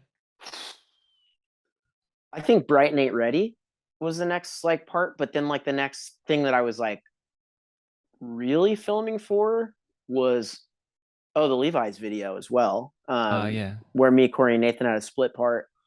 But during that time, I started also filming for maybe Stay Fit. Sick. Yeah. Stay Fit is the one with the puddle 180? Yes, exactly. Yeah. my most iconic crash. It is. Yeah, for sure. I'm glad it happened. It sucked that day, but I'm glad I have that for the old memory book. It's like it's imprinted into my brain, and I'm sure so many other people's brains. Oh yeah, it's people bring it up to me all the time still, like kids that I meet and stuff. Like, yo, remember that time you fell in the puddle? Like, yeah, I do. Yeah, dude, I'm glad that's what you remember. Yeah, it's all good. It's funny how shit like that works. Oh, I know, but that's the thing. It's like people don't realize they suck at the time, but it also helps you overall. You know what I mean? Because it's like they remember that, but then like they tap into other things because of that, maybe. Right. You know what I mean? Yeah. So it's like, yeah. I feel like sometimes I've filmed crashes where I'm like, dude, this is a good clip. It's okay. You know? Yeah. No, someone put that in my mind. I think Jeff Raleigh, that pro skateboard, he said that he's like a good slam is still a good clip. And I'm like, yeah, I guess you're right, dude. Like it kind of works like that. You know, it's like, you don't want to only see people land everything, dude. You want to see like a good slam here and there, as long as they're okay. Some of the most like engaging videos that I scroll on is like if you just see somebody land a trick right away, it's like, okay, cool. And then you keep scrolling. But if you see like them come close or like the whole process, like you see 5 or 6 or 7 attempts and they screaming and then they finally land it, like that, you get to go on that emotional coaster as a viewer, which is, I think important. Oh, I can't wait for people to see my behind the scenes slam outtake section for my Vans part I'm working on, dude. I've been hitting the ground for that part, dude. Like I've had some slams for that part. So yeah, you were talking about that in the No Jumper interview, and you filmed it with Calvin, and you're excited for it to come out. And then I quickly was like, did I fucking miss a Dakota Vans part? And it's just not out yet, right? Yeah, March. It comes out in March. I'm filming until I'm actually really thankful because like I haven't had the opportunity to really just like hone in and focus on one project for, a solid year and some change for, I can't remember the last time that I was able to do that. And I've been able to do that with this part. So it's like, That's great. putting everything I have into it. Like really, I want this to be like something that I'm proud of, and Magnus I opum. feel. Is that the term? Have you heard that before? No, Magnus what is opum? that? I'll have to Google it. Magnus opum. I think it's masterpiece. Magnus opum. Opus. Magnus opus? That's a cool word. Magnum opus. Yeah, the greatest achievement of an artist. Oh, geez. Yeah, that's I hope. I mean, I hope I can live up to that. I'm gonna try really hard, but yeah. So it's been good being able to just like really have that, like to I don't know. It's like it keeps me up at night sometimes, but it also allows me to sleep good other nights. So I yeah, love it's the that. balance. What's it Yeah, been like working with Calvin? I love that dude so much. He's such a solid human being. Like ripper at BMX, ripper at Ripper filming. at BMX. Just yeah. He's Just got that like button, the savage button. I'm just like, okay, I'm gonna yes, do this, and then he does it. yeah, Pretty yeah. And magical.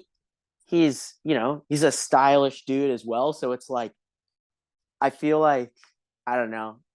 I gravitate towards people like that because I'm like, yo, like you not only care about like the trick, but you care about how it looks. So it's like that works. That I don't know. That allows me to trust him way more too when we're out filming because it's like, dude, you know the deal. Like it's like Yeah, you you're an incredible bike rider. You're an incredible filmer, and you care about style. That's like all the things. Those are like some of the things I value the most in BMX. So it's it's the like biggest ingredients. 100%. So Yeah. it's like, yeah, like it's incredible to work with him, and he's down, he's in it. Dude, between the two of you, if anybody knows what's good in BMX, it's fucking Calvin and Dakota. That's magical, man. And I'm speaking of super thankful. style, your style has kind of like evolved over the years from, I mean, everybody's style in BMX has evolved over the years from the skinny jeans era with the slam seat, and then the shirt tucking era. Hmm. I think we're still in. Are you still tucking your shirt in?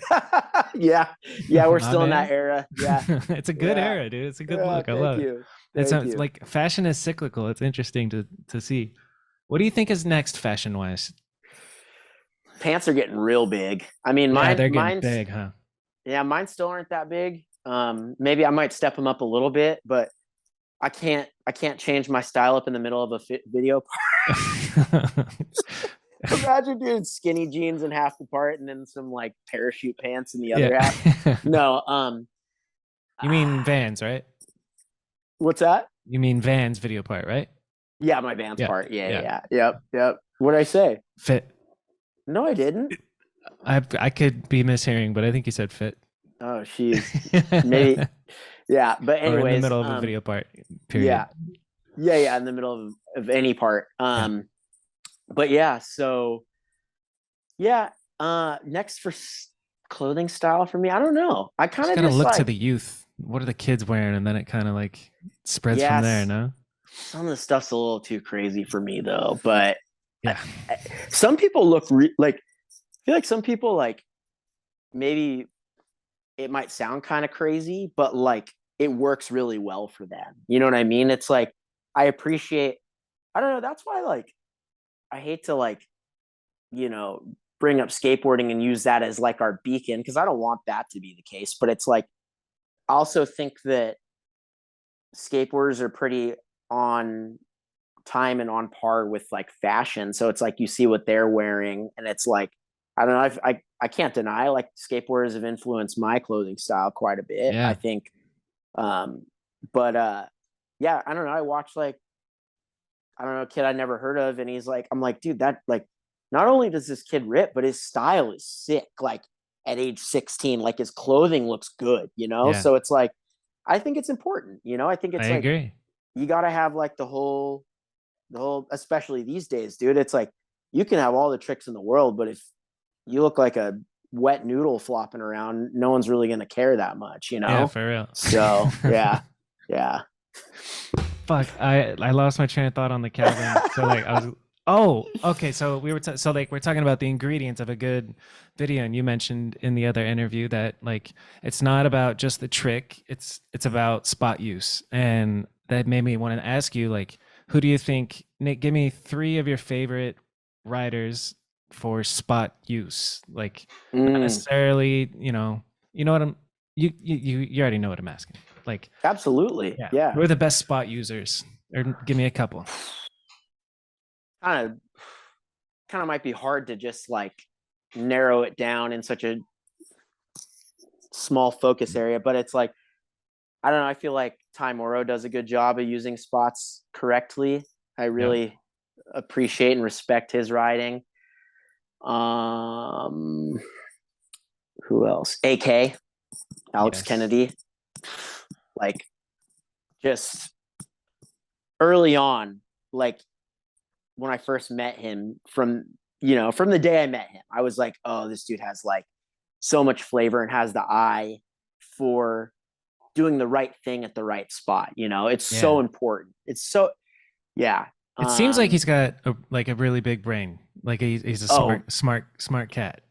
I always joke that like, bro, I'm like, one day I'm gonna be like hanging out and you're gonna like literally like fly up on a magic carpet. You're so like mystical. Like it's Yeah. like he has something. He literally is probably gonna learn how to fly or something. Like it's just like so like, yeah, iconic and mystical. Um, let's see who else uses spots. Uh, dude, there's so many. I There almost really feel are. bad. I almost Like feel, naming a couple. yeah. Drew was always my favorite for Oh, spot dude, he use. was a Drew spot dude for Hasselton. Yeah. sure. For Big spot sure. dude. Yeah. I think a lot of the East Coast dudes Yeah. really they really showed me the light on using spots. It's like Mm-hmm. you don't just jump down the stairs. You see the slant wall and the rail right there. You got to do something with that and that. You know what I Yeah. mean? Yep. Yeah. Bob Sherbo, I really like the way he would like look at spots and Agreed. yeah, configure things based on that. Colin Varanak, dude, there's so many. I know, man. It's flooded. There's too Why are many you damn doing good this to BMX me? riders. That's I good know, I enough. know. We'll move on. Okay, That's okay. perfect. Yeah, yeah. Let's see. What else did I write down here? Brandon Began. I just wrote down Brandon You Began. wrote down Brandon I, Began? I He's I like sick, I like dude. Brandon Began. Me too. Um, I don't know. When's the last time you saw him? What's he up to? How's he doing? He's really good. He moved back to the East Coast. He's not in California anymore. Okay, I that's just news to rode me. with I didn't know him. that. Yeah. Yeah. I just rode with him less than a month ago. I was in New York filming for my Vans part. I was with like Calvin and then uh, also Nathan and Corey, Jay Rowe, and Peter Adams were Peter Adam. I always say Adams. It's Adam. Yeah. They were all out there working on a separate project, but we are all there at the same time. That's So awesome. yeah, we ended up like pretty deep a few of the days. Began was out with us a lot. Took us around, hung out, took us to the good food spots too. That was sick. Edwin was out. That was awesome. Yeah, but no, Began, like, I feel like it works really well for Began to be back on the East Coast. Like, he's like, the spots speak to him out there. He's from out there. And it just makes sense. You know what I mean? So it's Yeah. like, I miss not having him in Cali. Like, I miss all my friends that moved from Cali, but it's like, I'm like, yeah, that makes sense. I appreciate that, like Yeah. it's sick. Yeah. So Had because it wasn't too long ago that Beacon got on cult. I mean, fuck, at this point maybe 3 years, 2 years, I one. think I think we're at like 4 now, which is Yeah, crazy. it feels like kind of yesterday, but the COVID that like was a blink and then whatever. Yes. Um, Yes. did you have a hand in getting him to come over to cult? Uh I don't know if I had a hand, but it was brought up to me and I was like, yeah, that's sick. That dude's sick, Yeah, because like I think at that point I might have been like even like hanging out with him a little bit more. And but I don't know. I think he brings like a very unique flavor, and like sit like kind of like what we're speaking talking of about. Like, fashion. yeah, his Yeah, style and in his clothing and his like kind of just like the way he um presents himself and everything. It's like yeah, it's really cool, yeah. like and yeah, I don't know. And his riding super sick. He's diverse with it, so it's like, yeah, it totally makes sense for him to be a part of what we're He's doing, you he's know? reached the level of riding as well as you, and obviously like everybody we're talking about, but like you kind of you learn all the tricks, and then you're now at this point where you're just like painting on spots, you know? You're Yes. creating your Applying. yeah, Yes. and No, and it's a that's the beautiful thing. It's like, stage. oh, I love it. I love it. It's like you kind of come into your own, so to speak, where it's like you've not to say you don't want to continue to learn tricks, but it's like you have your foundation and you start applying those things to spots and things that speak to you. You know what I mean? And it's like, I know that sounds like, I don't know, woo woo or something like that, but it's like, it's true. You know what I mean? It's like, I don't, I care way more about finding more new spots than I do learning new tricks right now. I Right. care way more about that. Like, because that's what speaks to me right now. That's New dope. tricks don't speak to me as much. I still like learning stuff, but I'd way rather find something that like I'm like, whoa, how does this spot exist, and figure something out for it, you know? That is, So it's like when you're hanging out with somebody who doesn't do what we do, and you're driving around and like you're rubbernecking at like rails and ledges and shit, and they're like, "What are you looking at, dude?" And explaining it to them, there's something really magical about the like skateboarding, BMX, even scootering, like anything that uses modern architecture to like do what we do is pretty special. Um, what's the last or the most recent spot? You don't have to like give it away or anything, but what's the latest gem that you found? And how often do you find gems? comes in waves, man. It's crazy. I went out spot searching yesterday for a couple hours because it was raining, and I found some really cool stuff, like stuff that is very unique to California, like stuff you wouldn't normally find here. I You know can we just have. describe it. You don't have to, say where it is or anything, but Well, I found a spot that like is very similar to some stuff I was riding in Copenhagen a couple months ago. Like these, like I know it's becoming more common. They're building these parks and they have these like giant mounds and bumps and stuff like hmm that near playgrounds, but like a lot of them are like pretty soft. So like when you ride them, it's like kind of feels like you're getting anti-pop or whatever. This one's like definitely feels a little bit more sturdy. So I was pretty stoked. I found that yesterday, and hell yeah. I Is don't it? have anything Can in. you tell? Is it like a virgin spot? Nobody's found it, or I've never seen it. I've never seen anyone ride it. that's Yeah. So awesome. I didn't see any tire marks. It looks relatively new, but you Yeah, found that's got that, to and be a then cool feeling to be the spot finder originator. You know? yeah, I absolutely love it. It's like I've had people like kind of press me, not really in a bad way, but like, yo, why are you always doing this kind of thing? You know what I mean? It's like because I'm passionate about it and it feels like meditation to me. That's why I'm doing it. Yeah. People like I'm not doing it like I'll be clear. If I didn't like doing it, I wouldn't do it. But I love it, so I'm going to keep doing it. So there shouldn't be a problem. You know what I'm saying? It's Yeah. like 100%. it's Fucking do yeah, you. It's yeah, amazing. Like 100%. John Mata out here is the biggest spot searcher through, Mhm. and he's the spot lord of Arizona. Same thing. He's just passionate about it, drives around. He even Oh like, yeah. tunnels and all the Dude, he knows the entire under Arizona. There's a bunch of sewers and stuff, and he like mapped it all out and knows everything. It's fucking nuts. oh yeah. Watching the happy medium videos, that's like I feel like that's why I was so drawn to those videos was like spot usage and spot selection and everything like that. It's like, yo, like how did you find this or whatever? And it's like, Yeah, for you know, real. I've been to Phoenix and Tucson a lot of times, hmm and I still don't know where 99% of the stuff is in those videos, you know? So Yeah. it's like, yeah, shout out to I remember, Mata yeah. for Shout out sure. to Mata, shout out to Yep. Buster and Hunter and the Yep. whole Happy Medium crew. I was at the original Happy Medium premiere at the movie theater that they premiered it at, and that is why Mediocre at Best exists, is because I saw that premiere and I was like, fuck, I want to do that. And then now here we are, and that shaped my life. So those So boys are, sick. yeah. So sick. I love You were it. talking about spots and tricks and learning new tricks. I imagine you're still learning new shit occasionally. What's the latest trick that you've learned?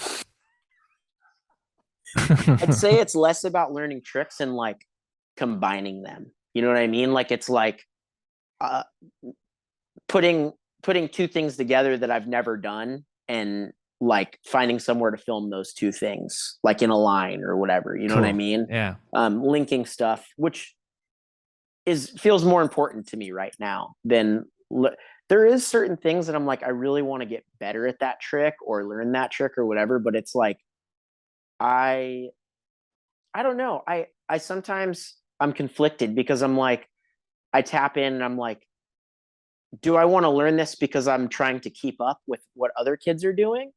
Or do I want to learn this because I actually want to have this trick and apply it to things? You know, Right. it's like, so sometimes I'm like, I'll be trying something and I'm like, I'll have like an epiphany where I'm like, dude, I'm kind of only doing this because I feel like I need to keep up. This feeling of like keep up with what the Yeah, hottest, newest trick what was the is. 2021 grind? The front pedal feeble with the back peg drop. That became that Yeah. that was the trick for everybody to learn and do. The Mickey Fleck grind. Yeah, like the front pedal grind. Yeah. Yeah. Yeah, that trick's sick. Oh. I actually used to be pegless when I was younger. And I used to do that trick all the time when I was a kid. And Hell yeah. so I still really like that trick. It definitely gets done a lot. I have one for my video part. Actually, my Vans part I did. Hell yeah. Brought Let's it back go. real quick. Yeah. But yeah, no, it's there's things that I see and I'm just like, I have this urge to learn them. But then when I start trying them, I'm like, oh, I'm not doing this for the reasons that I should be. You know what I mean? Yeah, word. Like, yeah. So I don't know. And You that's gotta not to do say you. that, yeah, yeah. So it's Exactly. just, I try to balance it out a little bit. It's like some things I'm like, yeah, I probably don't need to learn that. But other things I'm like, yeah, I probably want to because I think I could add that to something else or apply it to a spot that maybe I found, you know? So, Right. If I put a Neuralink, you know what Neuralink is? Elon mm-hmm. Musk's new shit. Oh, I'll put yeah. a brain chip in you, and I'm like, all right, you can learn any trick you want right now, just one trick. What what would you download that you don't have? I don't know, man. I'm kind of like thinking about like all the stuff like Felix has been doing lately. You know what I'm Dude, saying? for Like real. he does like 8 new tricks a day. So probably something he'd do. I don't know, maybe like Unlucky hard 187 20 cap. It's just like, yeah, what the fuck, dude? or like it's super impressive. Those like him and Garrett and Lewis are doing like the full cab tail whips. Like that's got to feel Yeah, so sick. that would be Yeah, that'd be a cool yeah. feeling. Oh, you First thing mean you that comes can't to full cab mind. tail whip, Dakota? Yeah, no, you can't even tail whip, really, to be honest.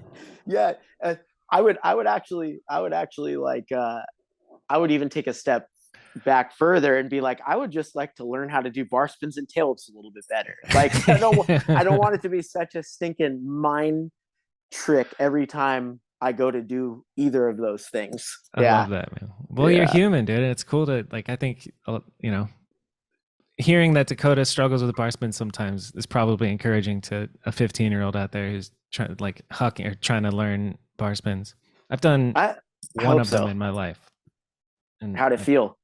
fucking awesome. I was on a Sick, Sabrosa trip.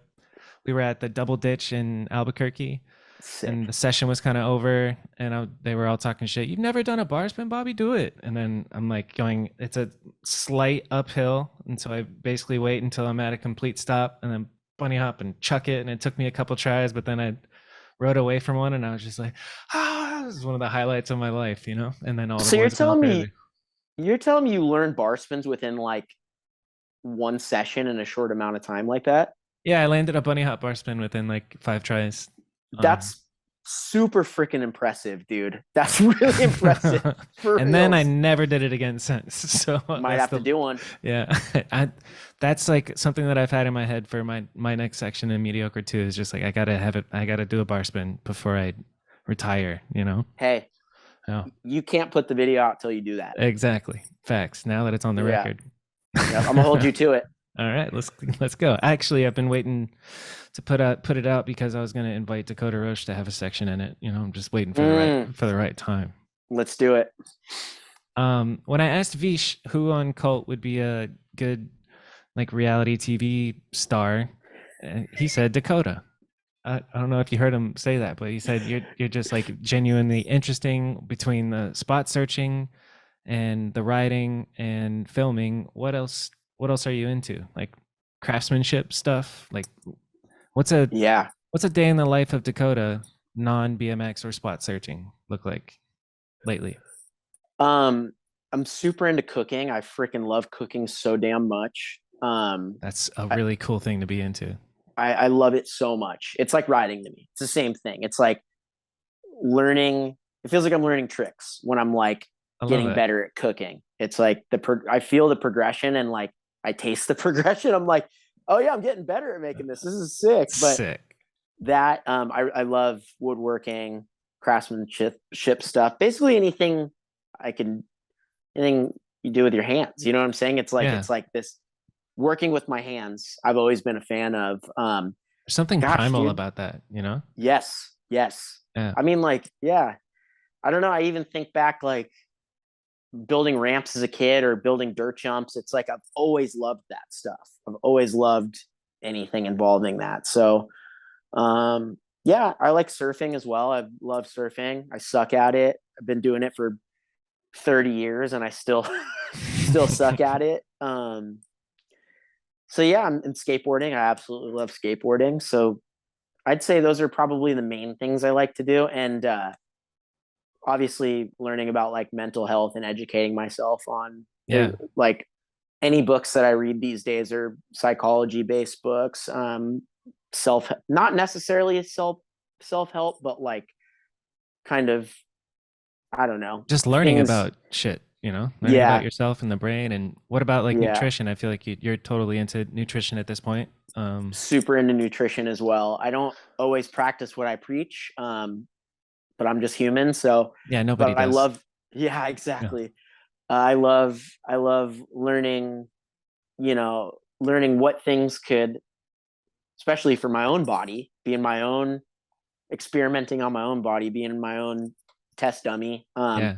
learning things that allow me to keep doing what I love, like feeling good on my bike and learning about like turmeric or, nootropics and, Yeah. like I've been tapping into like not not mushrooms in the sense of like Yeah. Yeah. like psilocybin, but like lion's Lion's mane. mane. Yeah. Yeah, lion's mane, reishi, I think is what it's called. Cordyceps is one. Cordyceps. Yep. Yeah. Yeah. I'm really into magnesium. I listen to Dr. Huberman a lot. I don't know if you've Yeah. heard of him. Yeah. He's sick.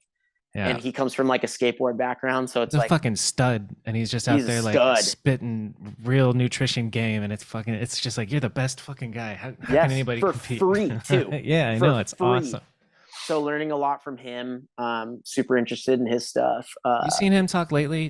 He's going on about if you want to improve your sleep, you need to Yes. get early morning sunlight. And I was like, Yep. word, I love that, you know. So now I go on a walk right when I wake up and get the dog out. Mm-hmm. Um, Yeah, what all that about stuff rules. Max Lugavar? Max Lugavar, Genius Food is the name of the book. Max Mm. Luvargare. Max fucking. But yeah, I'll send you his shit. But Max I haven't tapped Lugarve. into him yet. Yeah, But I'm always I love learning. I'll send it to you. Yeah. Max Yeah, so Lugarve. yeah, basically like anything around nutrition or psychology, super interested in like learning about. So I've been doing that as well. Listen to a lot of podcasts on that type of stuff. So Sick. yeah. I don't know, I just like learning ways to optimize our time on this earth, I guess, yeah. Yeah. Were you raised religious? What do you think happens when we die? Yeah, I was raised in like a Christian family. My dad was a pastor, and we always kind of our church, the church that my dad pastored would like was kind of attractive to like I guess outcasts, so to speak, and people who might have like had drug problems in the past or alcohol problems, like almost like in some ways like recovery Mm-hmm. people that wanted to be in recovery. So I grew up in like an environment where like we were like taking people in and actually housing them and trying to like be supportive of them getting on like a better track in life. Dude. And yeah, so that was really cool. It was kind of gnarly at times growing up and like not I didn't feel unsafe by any means, but like I saw things like early on in life that I'm like, which also probably in some ways shaped, I guess, formed me in a way that like I don't ever want to have those problems that I saw Yeah. people have, you know, like seeing people like coming down and Yeah. Going like through withdrawals and shit. Like, withdrawals of heroin and all that yeah. type of stuff, alcohol, super gnarly. But yeah, so like, you know, I grew up in that environment and, you know, I'll be completely honest. I know there are certain things that are said and I can relate to a certain extent about like, you know, sometimes it's damaging to later on in life, you know, maybe like being sheltered or being um, that feeling of like, oh, like guilt, I guess, that some like people that grow up in like a religious Yeah. household feel. It can And I can backfire. relate, you know, I could relate to some of those things, but I think like ultimately, like I'm very thankful that I had that and kind of like seeing my parents, how kind and loving and caring they were for all of humanity. It didn't matter what your background That's was, you know? amazing, So it's dude. like, I saw that and it's like, you know, so I would say, you know, my beliefs these days, like, yeah, obviously I'm human, I'm conflicted, I have problems, this and that, but it's like, I have to believe that there is a higher power. And I think that there's a reason we're on this earth, you know, and everybody needs to find their purpose. Yeah. But also at the same time, I'm very much an advocate for people to, uh, I don't know, have freedom of choice in those ways. You know, I never want to be somebody who's forcing anything down anyone's throat. I'd rather be an example of things that I've learned and things that I believe and apply those things to my life, you know, whether that's to my bike riding or to a random conversation I have with somebody. You know, it's like, I don't want to be somebody who, I don't know. I just try to be transparent and try to be an example for the things that I care about in life. Yeah. So, I yeah, think I don't what know. you're saying is spot on, man. Like Yeah, as far as like my beliefs as well, like there's got to be something, and you yeah, know, the what like the classic Christians refer to God like as the white guy with the beard and the clouds that's mm-hmm, like watching you. I'm like, maybe not, but you know, there's something. Like the mm-hmm. universe is God is the universe, and we are all part of it. That's we just got fucking. Yeah, yeah. No, I know. It's like it's crazy because like I don't know. It's I'd be I don't know. We could talk about this stuff for hours, you know, but it's like you know, personally I believe that there is something and you know, I think that partially our duty on this earth is to be of service to others and to be loving and accepting and caring and you know, there's also a lot of mumbo jumbo that follows that and humans' interpretations of certain things. And it's like, I'd rather just focus on the core. You know what I'm saying? Like, Yep. I want to be someone who could be of service to other humans and to be loving and caring and accepting and There's got to whatever. be a reason why it feels good for you when you help somebody, you know? Like Yes. it's so it's like it's almost selfish to be selfless and giving because it Yes. feels so good when it and like even if it doesn't come back directly, if you help somebody out, you're putting that out into the universe. It's going to come back in Yeah. tenfold in Yeah. spades. And you know what? This is like this is a side note, but it's along the same lines. I was thinking about that a couple years ago. It really like I put something into perspective for myself. I was like, think about like opening the door for somebody. You're not, you know, like sometimes like you open the door for somebody and maybe it's frustrating that they don't say thank you. You know, it's like that used to really bother me. But then I started thinking about it, I'm like, my intentions are good and the reaction is out of my control. So Yes. that's kind of, I guess, in some ways what I'm trying to say. It's like I'm it's not like you ever want to do something to get praise or anything like that. It's like I'm doing it because I want my intentions to be in the right place. I don't Right. what happens, the byproduct of that is somewhat irrelevant. Sometimes it's good, sometimes it's bad. Right. So as is You know, life. there's a good test for that. Like if you're alone and you just finished going to the grocery store, are you gonna go and walk at like 50 meters out of the way to put the shopping cart back. Mm. You're doing a good Mm-hmm. thing with for no return, and you could totally get away with putting it elsewhere. But like, you come from good stock. I imagine you put the shopping cart back where it goes.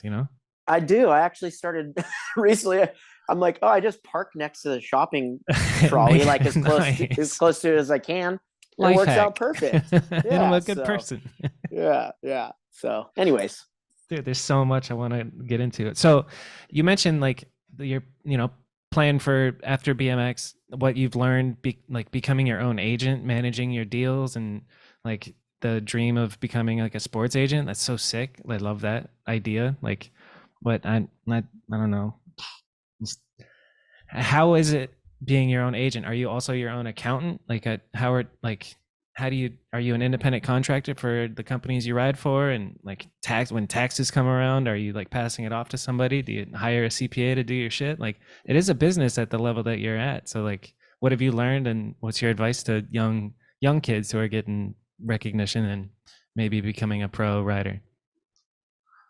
really good question. And I'm stoked you asked it, because I feel like when you're not early on, no one tells you like, hey, you're getting this money and someone's going to ask you for some of that back at the end of the year.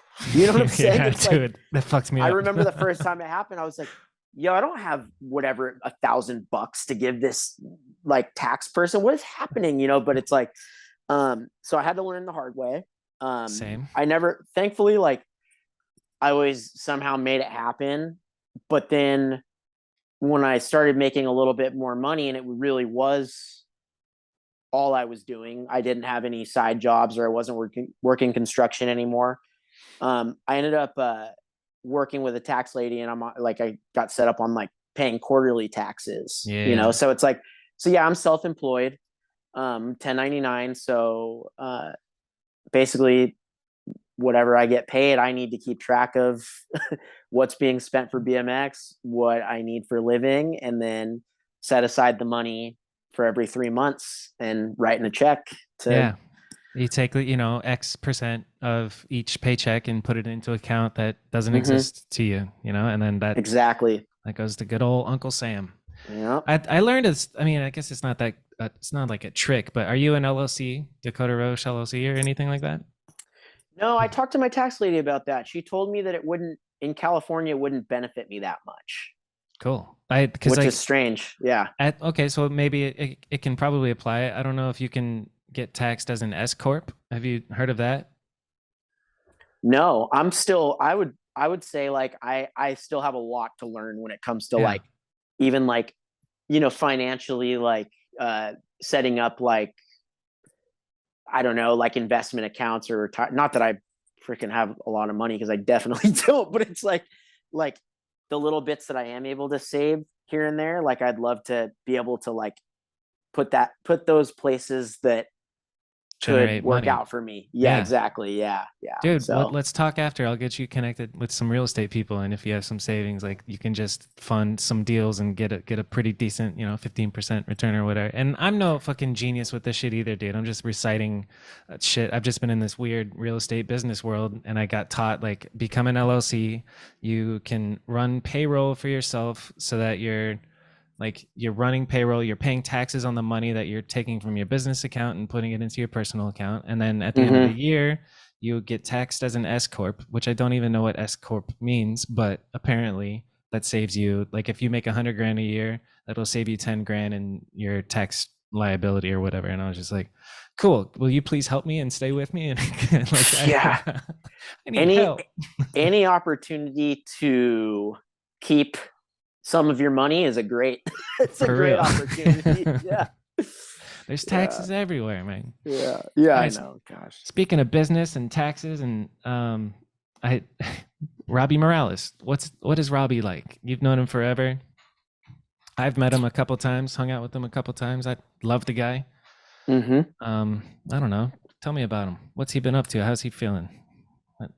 He's doing really good, actually. I just was stopped by Colt yesterday for a couple hours and just caught up. I'm super grateful that I we live close and that I get to see him on a weekly basis. Like, um, he's somebody who I really like deeply appreciate, and I feel like he's done so much for me and helped me or provided so many opportunities for me, and he's always had my back, and it's like I think that he's so passionate about what he does, and between BMX in general, uh, the brand Cole, it's like he he really cares about it, and it shows. You know what I mean? Yeah. It's like he genuinely like he watches every video that comes out. He's so attuned. You know what I'm saying? And like Yeah.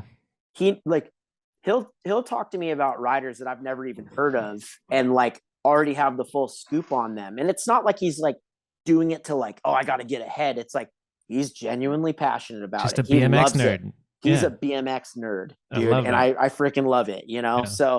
Um, so yeah, and it's actually pretty crazy. So his wife actually set up me and my wife 10 years ago. Hey. Yeah, so it's pretty cool. Like because Damn. He set up you with a fit back in the day, and then he's like, yeah. here's your wife. See, this is what I'm saying. It's like this goes way beyond BMX. That's like my brother. Yeah. You know what I'm saying? That's So awesome. he's looking out, and I try to do the same for him. It's like I feel like him and I have like a lot of meaningful conversations, and I really appreciate it. And yeah, just super thankful to have him in my life. That's what's up. On So the yeah. cult side, is there any upcoming exciting things happening anytime soon? Yeah, Trips, videos, we etc. hmm yeah, we've been talking about kind of what our next moves are. Yesterday we talked a little bit, talking about like 2023, what that's gonna look like as it pertains to video stuff, and some stuff in the works. Nothing like really set in stone yet. Talked about a Florida trip, which would be amazing. We did one. Mihawk and Ricani and Vish did one about a year and a half ago, and we had a great time. So Yeah. potentially try and do something again, maybe go to Miami as well. And this one would be like potentially like me and D Hart and a couple other people. So yeah, I don't know. It's a Just recipe for a good video right there. it's crazy though, because it's like you're seeing it, we're all seeing it. Times are changing so quick right before our eyes that it's like it's almost hard to like formulas are harder to figure out than ever when it comes to video stuff. It's like obviously you want to stay true to your brand, but you have to update your formula. So it's like, Mm-hmm. what does that mean? Does that mean like, probably doesn't mean like vlog every day, but it also probably doesn't mean spend 2 years filming a part or a video and be quiet during that whole time. So you got Yep. to find those, what works in the middle, So like, we've been doing these cruising videos where like, I love them. It's like yeah, oh, I've thank talked to you. Vish about them, dude. It's fucking Yeah. awesome. It's just it's a vlog, but it's cult's version of a vlog. Yeah. It's great. Yeah, so doing more stuff like that I think is helpful. I also want to like, me and Robbie have been talking, and like I'd like to also I guess in some ways, like for instance, we just did a trip up to like we stayed in San Jose, and it was like me and Vish, Eddie Queller, and then some of the younger like Flow dudes and Anthony Panza.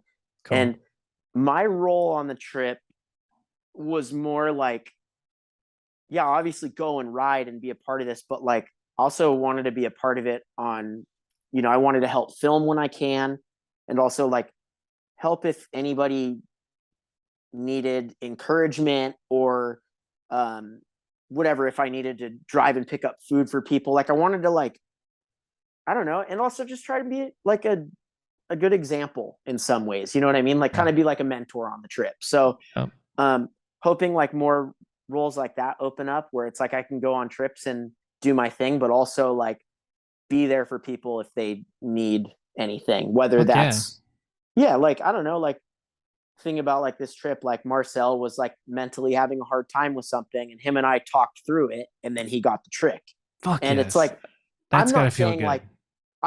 like, yo, I helped him get the trick on that level, but it was like, sometimes it just helps to talk to people, Yeah. and like just help talk through things, and essentially like highlight the skills that they have and put it out there for them. Yeah. So it's like kind of taking that role as well, like being a part of it in that way. You've Like walked it's through just, that fire so much that you can yeah, extend your hand and bring a couple homies through it with you. You know, that's fucking exactly. awesome. And like, Exactly.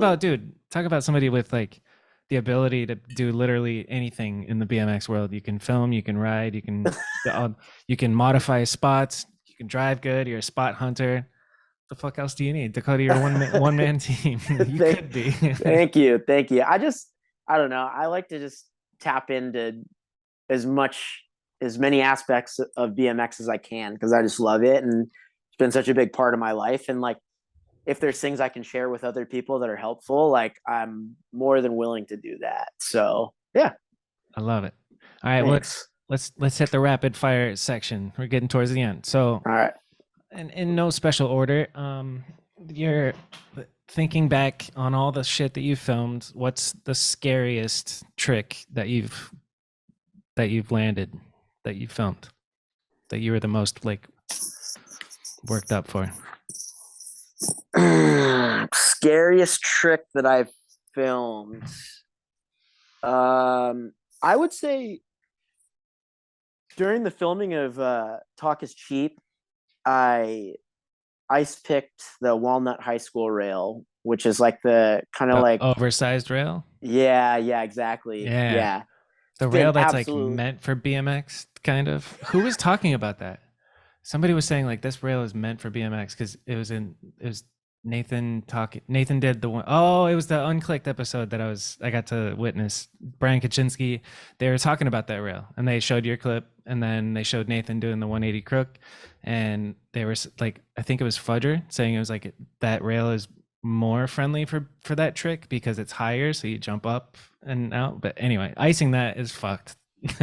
What was that Thanks, like? dude. Well, the thing was like I had tracked down that spot and because I'd You're seen it the in some skate original videos. spot finder of Oh, that? I don't know. Oh, I okay. don't know. I had never seen, put it this way, I had never seen anybody else do anything on a bike on it at that Okay. point. So I can't say that I found it. I definitely don't believe that I did, but I also had never seen anyone do anything.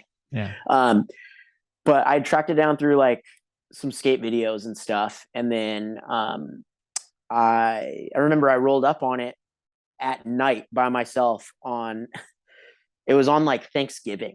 Like I was like after dinner and I was like, I know where this spot is and I just like really feel like driving out there to go look at it, you know? And I got out there and it was like kind of like a misty, like cold evening. And I remember rolling up on it, I'm like, oh my God, this thing is huge, dude. Like very intimidating, but I couldn't get it out of my mind. I was like, I don't really like, I think ice came to mind, but I was like, I don't know, dude, it's kind of gnarly, like whatever. And then Rob Delecki was in town with a bunch, and then a bunch of the Colt dudes were in town. We were filming for Talk is Cheap, and it was getting kind of late in the day, but we were in the area. And I was like, well, let's just go look at this walnut rail, you know? So we pull up to it, and I remember I was like, kind of already like had my mind made up at the time. I was like, I don't know if I really want to ride this thing. I'm like scared of it, whatever. But then I convinced myself to grind it. I was like, I just got to pegs it to see what it feels like, you know? And I grinded it. And then I like started talking with everybody. I was talking to like Robbie and I was like, all right, dude, screw it. Let's get set up. Let's do this. I'm going to try and ice it, whatever. So then I just remember like at that time in my life, it was like, I wasn't dealing with as much like intrusive thoughts with tricks. Like I wasn't dealing with that like heavy, like worst case scenario movies going through my head. So it was like a little bit easier to do it then. But I did feel like there was like a lot of like weird stuff going on in my life.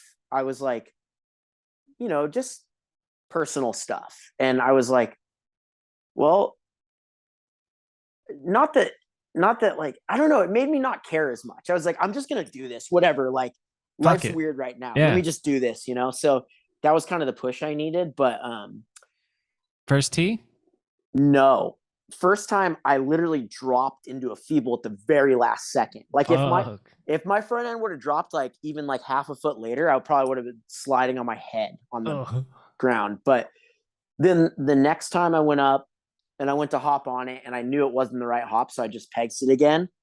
And then I freaking, like, literally I didn't stop in between. It was like ice, drop front wheel, slide around, run up the stairs, pegs it, like get mad, run up the stairs, and then the ice just worked. Fuck and it yeah. was like, it was one of those ices where like I got in it, and I knew from the start, I was like, dude, even if this rail was like double the length, I think I'm good. I think I'm like locked in. It was just You hit that everything balance lined point. up. Yeah. And then you did one of the finest bunny hop 360s on flat. The Victory 3 was so good, dude. Thank you. Yeah, that was like probably one of the most satisfying 360s ever, because it was like I just did this thing that was scaring me. It worked. I didn't die.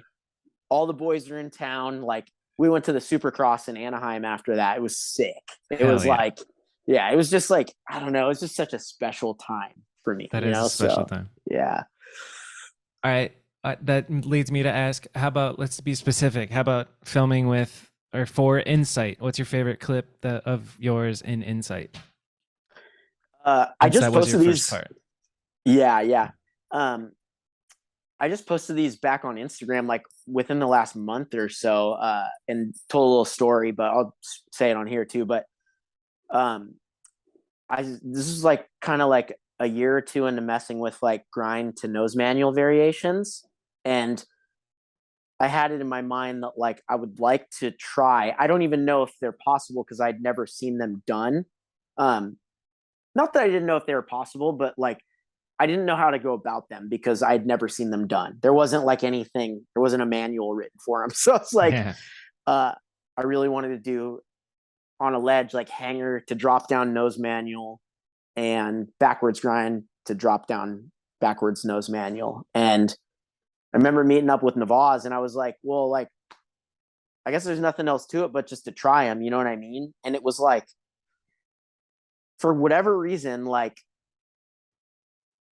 they just worked out so much easier than I imagined in my mind, which is normally so much different than how it goes. Normally it's like, oh, I think I got this. And then you have to go there 4 times to roll away. It's like, this was just like everything lined up. It was like hanger nose within like 10 minutes. That was the first one I did. Amazing. And it was like, it was weird though. Cause like I said, I didn't even know how to go about it, but I was like, I guess if I just do a tooth and feel like I'm going to flip over, I just stay in it. And then it's a nose manual. Right. And then sure as shit, it worked like that. And then I was like, I think my special meter was up because that worked. And I was like, all right, backwards grind, backwards nose. Let's try this, you know? And I can't even recall ever trying to feel it out any other time leading up to that, where I don't know if I ever even backwards grinded a ledge and tried to come off nose heavy to see what it would feel like. It was just like fully get into it, you know? And yeah, that was, I would say within 45 minutes, both those tricks were done. And they were both like dream tricks. Yes, so, dude. Amazing. So those are, I would say those are some of the most like memorable ones for me during that time. Yeah. That's pretty good. That's the era of like everybody getting introduced to like you're going down rails to land in a nose mail. I think you had a huge impact on landing in a nose mail. Out of an up rail, out of a down rail, out of an over pegs. It's pretty wild. Who's your favorite filmer? That's also a tough one because you know them all and you've worked with a lot of them. But. Yeah. I would say like I'm not, so here's the deal. I work really closely with Vish and Calvin, and I admire their filming so much, but I would like to say somebody outside of them because these two are obvious. Tony Ennis. 100%. He's just, you know, he still films with the whale eye, and like, he makes BMX look beautiful. Thanks. And then not only his filming, but his editing, it's just so, there's no flaws whatsoever. It's absolutely flawless, even down to like the audio of clips and the way the ramp slow-mo sound and everything. It's just like in so much harmony. Like, it's just absolutely beautiful. So Tony Ennis knows, he knows how big of a fan I am too, because like I'm not scared to tell him. I'll like I still like fanboy with him because I'm like, yo, this is like, me too, man. Not to mention, like, all his library of work, everything that he's created and how special it all is. But it's just like he continues to deliver. And, I guess obviously working with Garrett and the Fiend dudes makes it a little, maybe a little bit easier, but still, dude, like, Still, yeah. Tony Ennis and I we were in Vegas at one point, and I just remember walking down the street with him, kicking it, and he's just a G, he's just a good dude to be around, let alone his filming talent. He's just got a good aura. Yeah, exactly. He's like, you could very just chill. Yeah. Like, you could just sit there and like chat and listen to music, and it's just like, I'm like, damn, I'm hanging out with Tony Ennis. This is sick. Yeah. It makes it feel like all right. Everything's all right. Yeah. Hit me with like, who's next? This is a tough question for everybody, but like, Nick, give me the couple of riders that maybe I don't know about. I feel like it's tough to do at this point, but I'm sure like that's another job, like filmer, spot fixer, talent scout. Who's up next, Dak? It's hard to say. I feel like it's harder than ever to keep track of who might be next, because you have to look in so many places. It's like you look in your local scene, you look on Instagram, you look on YouTube. It's like there's so many different outlets that it's like it's hard to like kind of boil it down. Right. It almost becomes like word of mouth. Like, yeah, I've learned about so many dope writers because of this podcast, just asking this question. Like, tell me people I don't know, and then I go look them up, and I'm like, they're fucking incredible, and they have a good following already. It's not like they're I know new to the game. It's crazy how it works. I'm kind of, dude, to be honest, like I'm lacking a little bit in the answer to this right now, because there's even people that I think have been around for a while that I think still have so much room to grow. You know what I mean? Like, okay, give me an example. Who comes to mind? Well, Aaron Ross just talked about like Julian and Brett Silva. Like, I think they still have so much to provide BMX. Like, yes. Yeah. And I appreciate them because they're really in it. They're spot searching. They're filming each other. They're the whole package in my mind in terms of like what I like to see from the next generation that I feel like a lot of dudes are lacking in. I don't really know a whole lot of people that are like super dedicated to like the craft of filming a video part in its like purest whole form. It's like it's dying down, So it's like when I see people keeping it alive like that, it like gives me hope, That's and those dope. dudes, like, they're not even like, I don't know exactly how old they are, but I've been seeing Julian around because he grew up in Huntington. I've been seeing him forever. And like I said, I still think he has something to provide. He's got to be like 25, 26, 27, maybe. Yeah. Yeah. And I think Brett's probably around that same age. But like, then I go on a trip with like the Colt dudes, like I said, San Jose. Marcel is really impressive to me. And I really like his whole, like, I don't know, his whole like kid. He's like a really nice kid. He's super genuine. He's super curious. He's super passionate. He's willing to like put in the work of trying things for a long time or finding spots. Like, I see him out with like Trey Jones and Dave McDermott. They're out spot searching in Florida all the time. So like, I really appreciate that. And I appreciate like his genuine curiosity. He doesn't act like a know-it-all. He's dope. Just like, he's an easy kid to hang out with. So, and I really appreciate his riding. So that's one kid. I mean, poor homie Rich, High Desert, like, our Preston, our Colt, like, AM squad, or the kids that are working their way up are Colt all like, worldwide is fucking incredible. Yeah. And then, I mean, dude, Wame is super sick too. He's one of my favorite people to watch ride right now too. Style.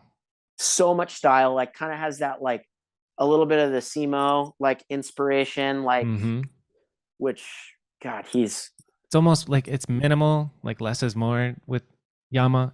Yeah. Eddie told me it's Yama. Yeah, I'm sorry for butchering his name. I mean, I've probably called him 30 different things. Yeah, me like, too. Jiao Mei. yeah. Juame. Yeah, no. And then one more dude to shout out is Macon Duarte. Oh, he's sick. Yeah, he's so He's sick. so sick. He is very unique in like his ability and his look. I love his whole program. I love the big beard. Yep. I love how precise all of his rail riding is and how like it all works together so well. It's such like a refreshing, it's a breath of fresh air watching him ride. He's so smooth. It's like he's like a stick of butter with a good beard. You know, he's a butterbeard. Exactly. A butterbeard. Butterbeard con Duarte. I don't know how to say his name either. I think that's the end of the rapid fire. I got riders, favorite clip, favorite. You didn't ask favorite clip. You asked scariest clip. Oh, okay. Favorite clip. What's your favorite? That's got to be hard for you to pick. No. Talk is cheap. Talk is cheap. 360 turn down. My ender over the rail hop. Favorite clip. I mean, that and the rail hop, the 180 rail hop I did and Stay Fit for my ender. Those are both like two of my favorites because first of all, like handicap hops are like probably my favorite things to find and ride. Like just brings you back to like OG BMX days, just launching off stuff over stuff. You know, it brings like reminds me of being a kid again. They're very visually appealing to like watching people skate and ride them. It's just so cool looking. Yeah.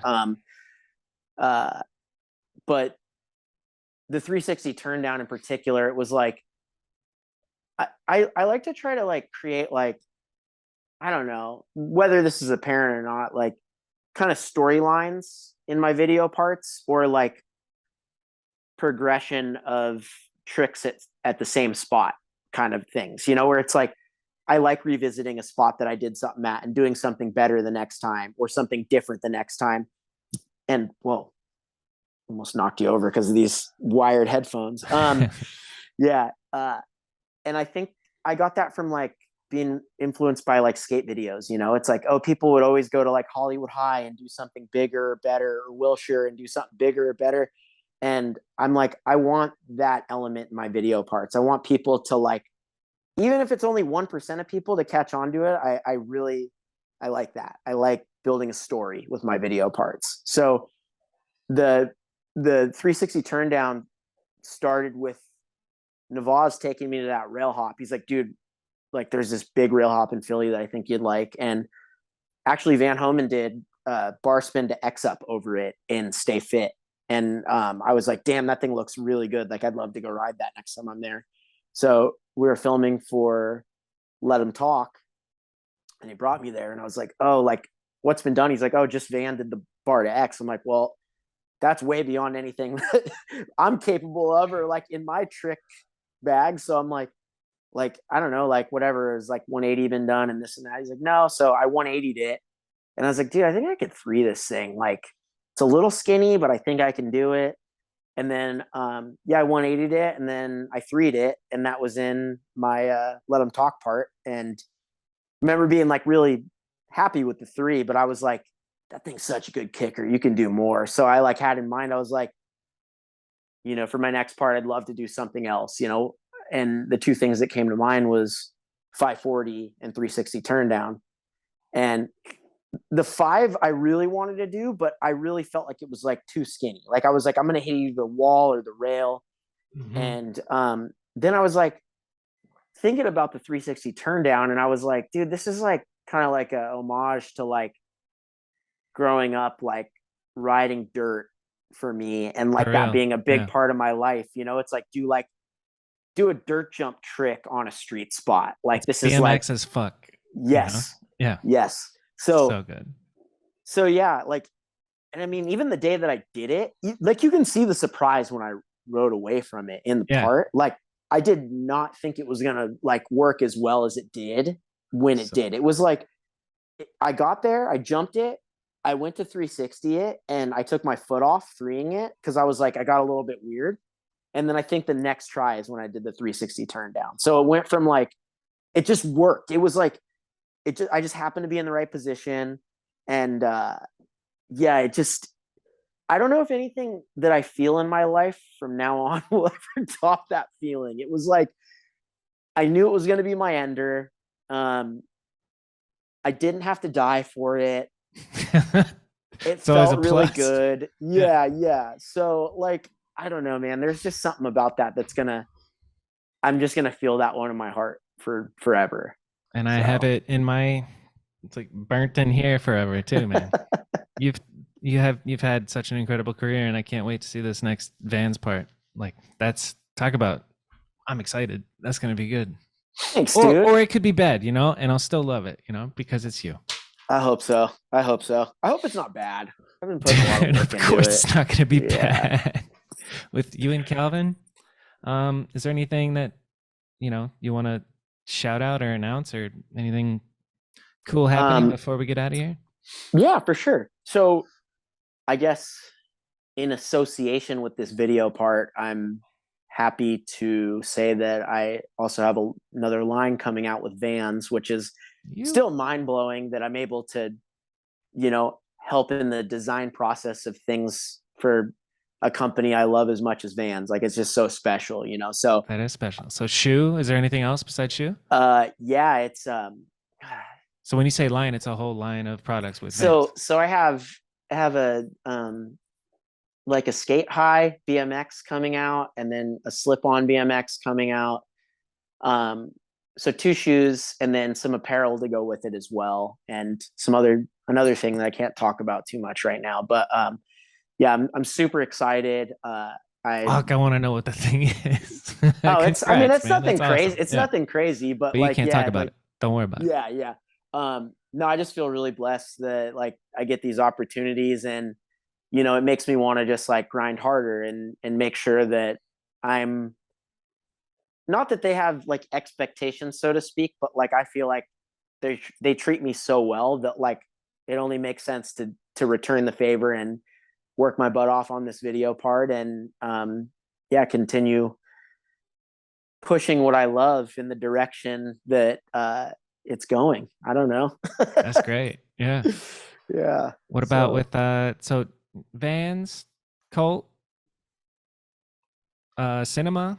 I talk like I've been asking people their Mount Rushmore of riders, and they almost every time it's like the Cinema team is basically the Mount Rushmore. What other sponsors are you riding for? so yeah, it's those three, and then I ride for Salty, which is like a Yeah, juice company, yeah, I've beverage seen that. company. Yeah, That's which is great. super sick. Nathan rides for them as well. We went Yep. down to headquarters last week. It's in San Diego. Watch them, you know, essentially producing the juice. Like, got to see everything from like the big boxes of like fresh organic fruit that they use to produce these down to like the machine that juices them and then the machine that bottles them and labels them, and got to meet everybody over there, and it was super sick. And they're like so down for like what we do, and they're involved in skateboarding as well and surfing, and like they're like a genuine company that care about people. And you know it's it's a breath of fresh air, because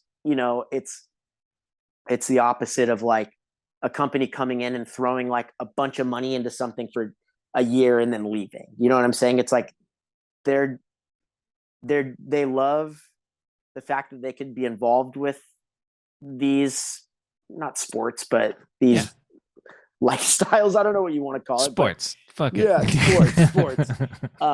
And I think it's cool because like they really care to work with people that are genuinely like also working on their health. So it's like Yeah. Nathan's someone who I really appreciate talking with as it pertains to like health and wellness and that type of stuff. So it's cool to have him on board as well. It's like, we're not this isn't putting bullshit in our body. Like, it's putting like real nutrients in there, and it makes Yeah. you feel better. And there's actual health benefits from it. And so like I guess to be a part of something that I believe in and care about, and like I feel like it's reciprocated. It's like it's really cool. So This my thankful. Nathan left Monster, right? Or Red Bull?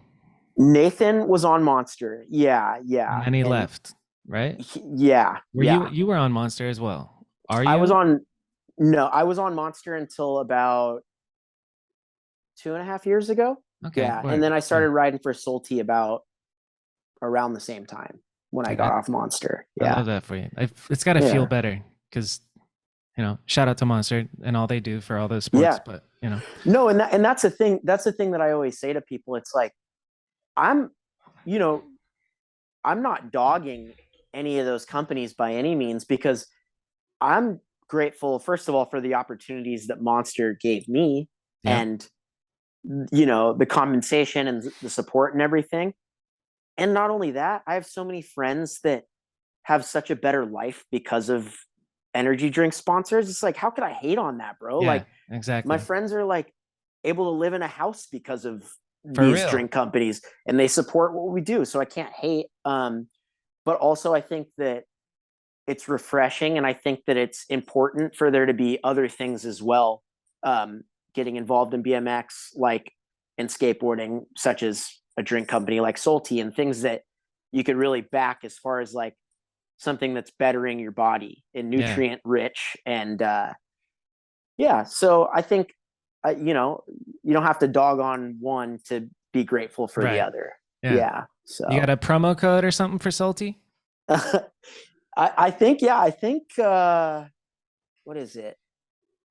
I'll have to get back to you on that. I think it's just like, it might be Dakota 10 on the website, salty.com. But to be honest, I just tell people, like, it's more efficient to buy it in the store. And um, I'm all about people doing what's easy for them, not what's going to get me an extra dollar.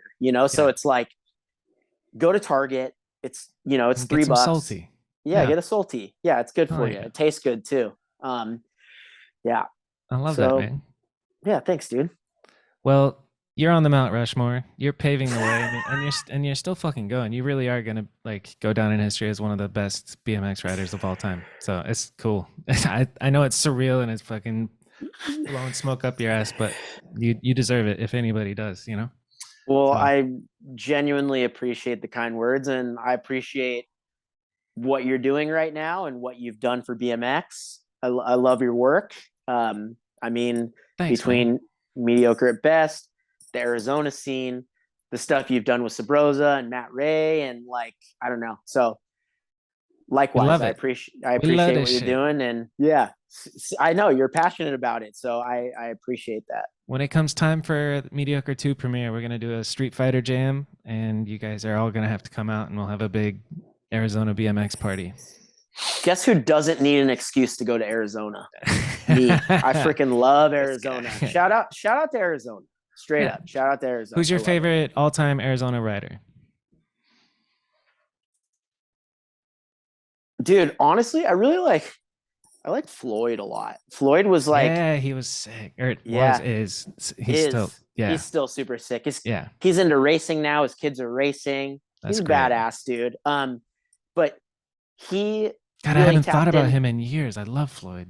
Yeah, Dude, he rules. He's such a genuine, like, good person, but also like worked really hard at spot searching and filming and doing cool tricks at cool spots. So it's like he checks all the boxes for me. yeah, But then it's like, like, can't deny, like, Rat Boy and Gons and of Smoker course. Dave. It's like Arizona's always it's always been a special place for BMX.